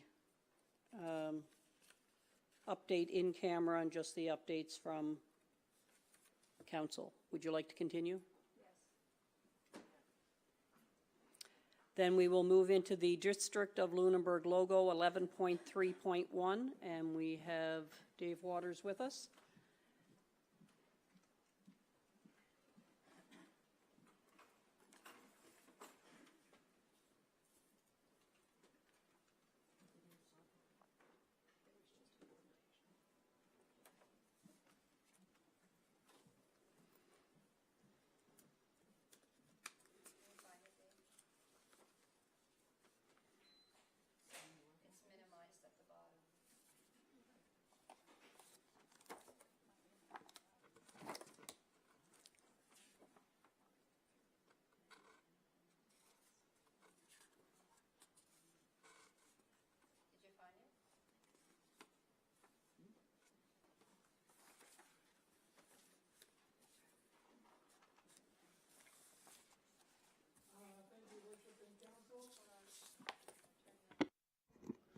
Okay, thank you, Your Worship and Council.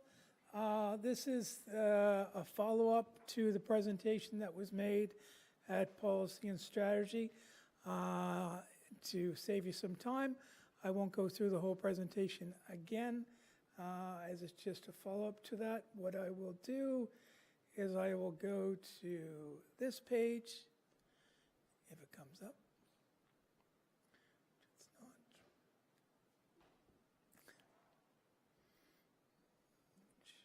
It's not moving forward. It's weird. It's up on my screen. It's not up on your screen.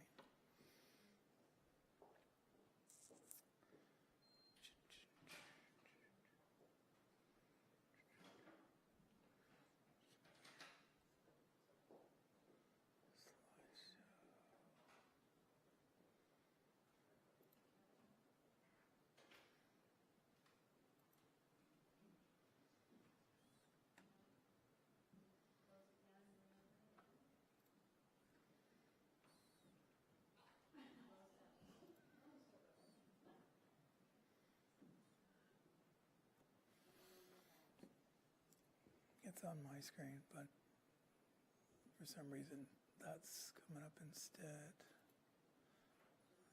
Let me get rid of this one. Okay, let's try. Okay. It was registered in the other one. Okay.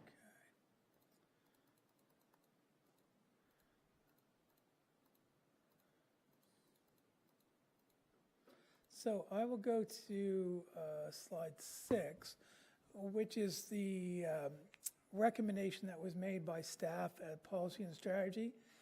The top one being the recommendation that we made with the scaled down blue nose, and the District of Lunenburg with a green swish, whatever you want to call it, on there. There was some feedback from council at the time to look at a number of different items, such as removing the green, removing the swish, capital letters, separating the words, and different variations. We looked at a few options. Some actually came as a surprise of how they turned out. And we have 2 options for council, which is option number 1, which is the all caps, which originally doesn't typically work in this kind of platform, but we felt worked quite well. The all caps, we removed the swish completely, so it's just the words. And then the one below is just one single color, with the exception of the white, but the swish remaining in. And with that, we're happy to open up to council and see if they'd like to either stick with the original or choose either one of these 2. I will say that swish looked pretty good in green. Yeah. I will go to Councillor Vino first. I like the top one here. The green swoosh reminds me of Tanner Bridgewater. That's what Tanner Bridgewater's logo is, a green and blue, and that's the first thing that I think of. I like the all caps. I like all one color without the swoosh. Did I have a hand over here? Councillor Haysom. Thank you. I was just wondering what the purpose of the swish is. Is it meant to symbolize something, or is it, what is it there for? It was a combination of two things. It was one, to add some level of creativity. And two, was to balance our ocean with our rolling hills. Okay, got it. So it was the rolling Yeah, hills the greenery. component, and that's why it was green. So we're not, one of the feedbacks that I've received over the years is it's ocean, ocean, ocean, ocean, and we Yep. have a lot of, farmland and rolling hills and stuff. So we wanted to look at incorporating that at the same time, so it's not just about the blue nose in the ocean. Yep, But got it. So I do like the swish, as long as it has a purpose. Okay, so I do not like doing logo design by committee. It is such a terrible thing to do. I actually don't mind it all in caps. There's something about it that looks kind of more rustic or historical, that particular font. I think I actually prefer the lower one. Councillor Bell. I like the V4.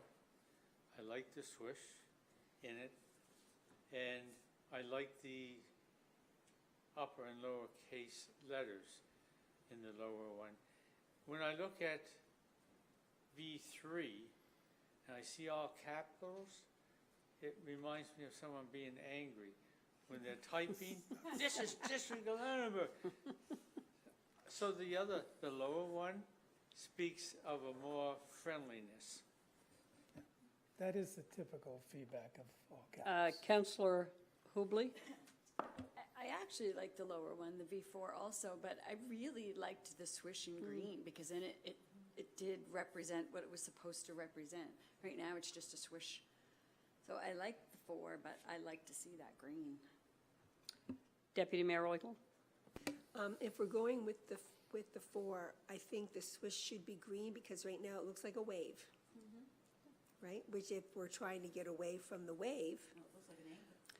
And Yeah. I know I Or heard. letter T. I know I heard Town of Bridgewater logo, but I also look at the LCLC, I believe, has the green swoosh to represent the land and sea as well. I'll go with the green too, make it. Yeah, is what, it's not only. I really think the green does pop, just the way that is there, but we would entertain a motion of some sort to move forward. Again, this is to get our logo out there, that when we are at events and so on, you're going to know that the District of Lunenburg has sponsored the event, rather than just having the round symbol. And I have, one moment, as soon as I find my motion page, that is all scribbled up.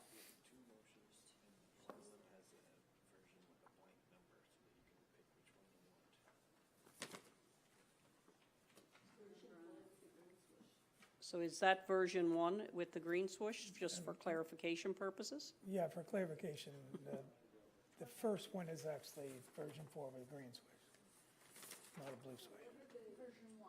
So it's the original recommended version. Councillor Vino. I might have changed my mind on the swoosh, now talking about the hills and whatever, but we use capital in our circle logo. So pulling the capital out with the logo, we keep that consistent. Because it's capital in our circle. Just a thought. We have 3 different versions.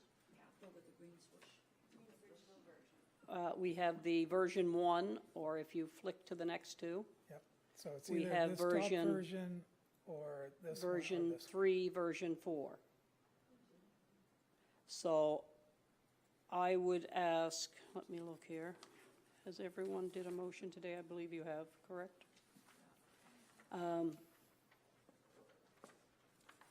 Councillor Moore, if you would be prepared. No, I'm changing my mind. Okay, good. I have the Councillor Bell. If you would be, it's one or the other, is it not? There's 2 motions. Oh, there is 2. Okay, I would ask Councillor Bell, if he would be prepared to move the first one, please. 11.3.1, District of Lunenburg logo. I'm just reading it to myself Okay. again to make sure. To Her Honor, Mayor Bolivar Getson and members of council, I move that municipal council, upon legal review, transition to District of Lunenburg as an alternate brand name to be used for public-facing communications, and further maintain the current name Municipality of the District of Lunenburg for official and legal uses. I so move. Moved by Councillor Bell. Is there a seconder? Seconded by Councillor Haysom. Discussion on the motion.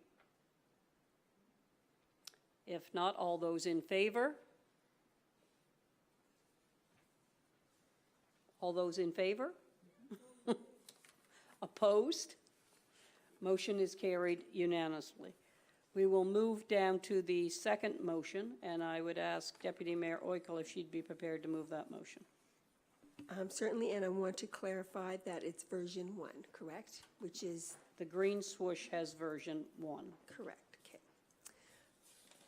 To Her Honor, Mayor Bolivar Getson and members of council, I move that municipal council approve version 1 of the options presented to be used as a secondary logo for public-facing communication, and further that the current... No. That's not the motion, I don't believe. Is it? Oh, okay, go ahead. Okay. And further that the current logo continue to be used Yes. for official and legal communications, and I so move. Sorry about that. Moved by Deputy Mayor Oikel. Is there a seconder? Seconded by Councillor Hobley. Discussion on the motion. Councillor Staton. Oh. No, no, I asked for discussion on the motion and you put your hand up. Councillor Moore. I mean, I like them all. A logo is like Councillor Haysom said, it's nothing worse than a whole committee trying to decide. It's like 4 girls trying to decide on a pair of shoes. So anyway, is there any way of taking the capital, like Chastity suggested, and doing the green swoosh? There is, but we have a motion on the floor. Okay. Like I said, it doesn't matter to me. I was just asking a question. All right. Anything is possible, but the motion on the floor right now is for version 1, which is for the lower case with the swoosh. All right, go for it anyway. Yeah. In green. Yeah. Any further discussion on the motion? Question? Question called for. All those in favor? Opposed? Opposed is Councillor Vino. Motion is carried. We will now move down to our updates. And I would ask, the LCLC update did not happen, so we will go down to the Deputy Mayor's update. Certainly. I attended all my meetings that I've been assigned as a councillor, as well as agenda briefings, check signing, German settlers flag racing with other members of council, FH Development, Osprey Heights ribbon cutting with other members of council, public hearing for coastal development with other members of council, public meetings by Nova Scotia Parks at Rissers Beach with the mayor and Councillor Haysom. On behalf of the mayor, council, and the municipality, I attended the South Shore Population Growth Roundtable. I attended the Hadville Village Commission AGM, and I attended our Recreation Department's Ice Cream Social for Seniors in our community with the mayor. I was busy. Okay, and my own update, attended a meeting that was put on by the Office of Regulatory Affairs and Service Effectiveness on physician administration burden. Also attended the Osprey Heights FH Development ribbon cutting across the road, public hearing on coastal protection, breakfast, penny auctions, bake sales. There's a lot happening. Father's Day breakfast. I've met with a few developers, Rissers Beach Provincial Park Public Engagement Session, which was very good. Atlantic Mayors Congress in Summerside, the Ice Cream Social for Seniors that was held at Tri-District in Newcomville. Hats off to the recreation staff did a great job again with this event. Please pass that on to them. Our community definitely appreciates these events when they are taken to the community, and I believe the next one will be the mussel bake that is scheduled to go on. Maybe the 8th? It's the first part of July, I believe. Also, the Conquer All Bank Strawberry Supper, NSFM meetings, and meeting with residents, and this is prom, so New Germany prom was last night, Parkview prom tonight, graduations that are coming up. Make sure you're congratulating your graduates in your community. And I believe that that concludes my update, and I would entertain a motion to go in camera. Moved by Councillor Moore, seconded by Councillor Haysom. All those in favor? Opposed? Motion carried unanimously. We are now in camera. And we will take a 5-minute.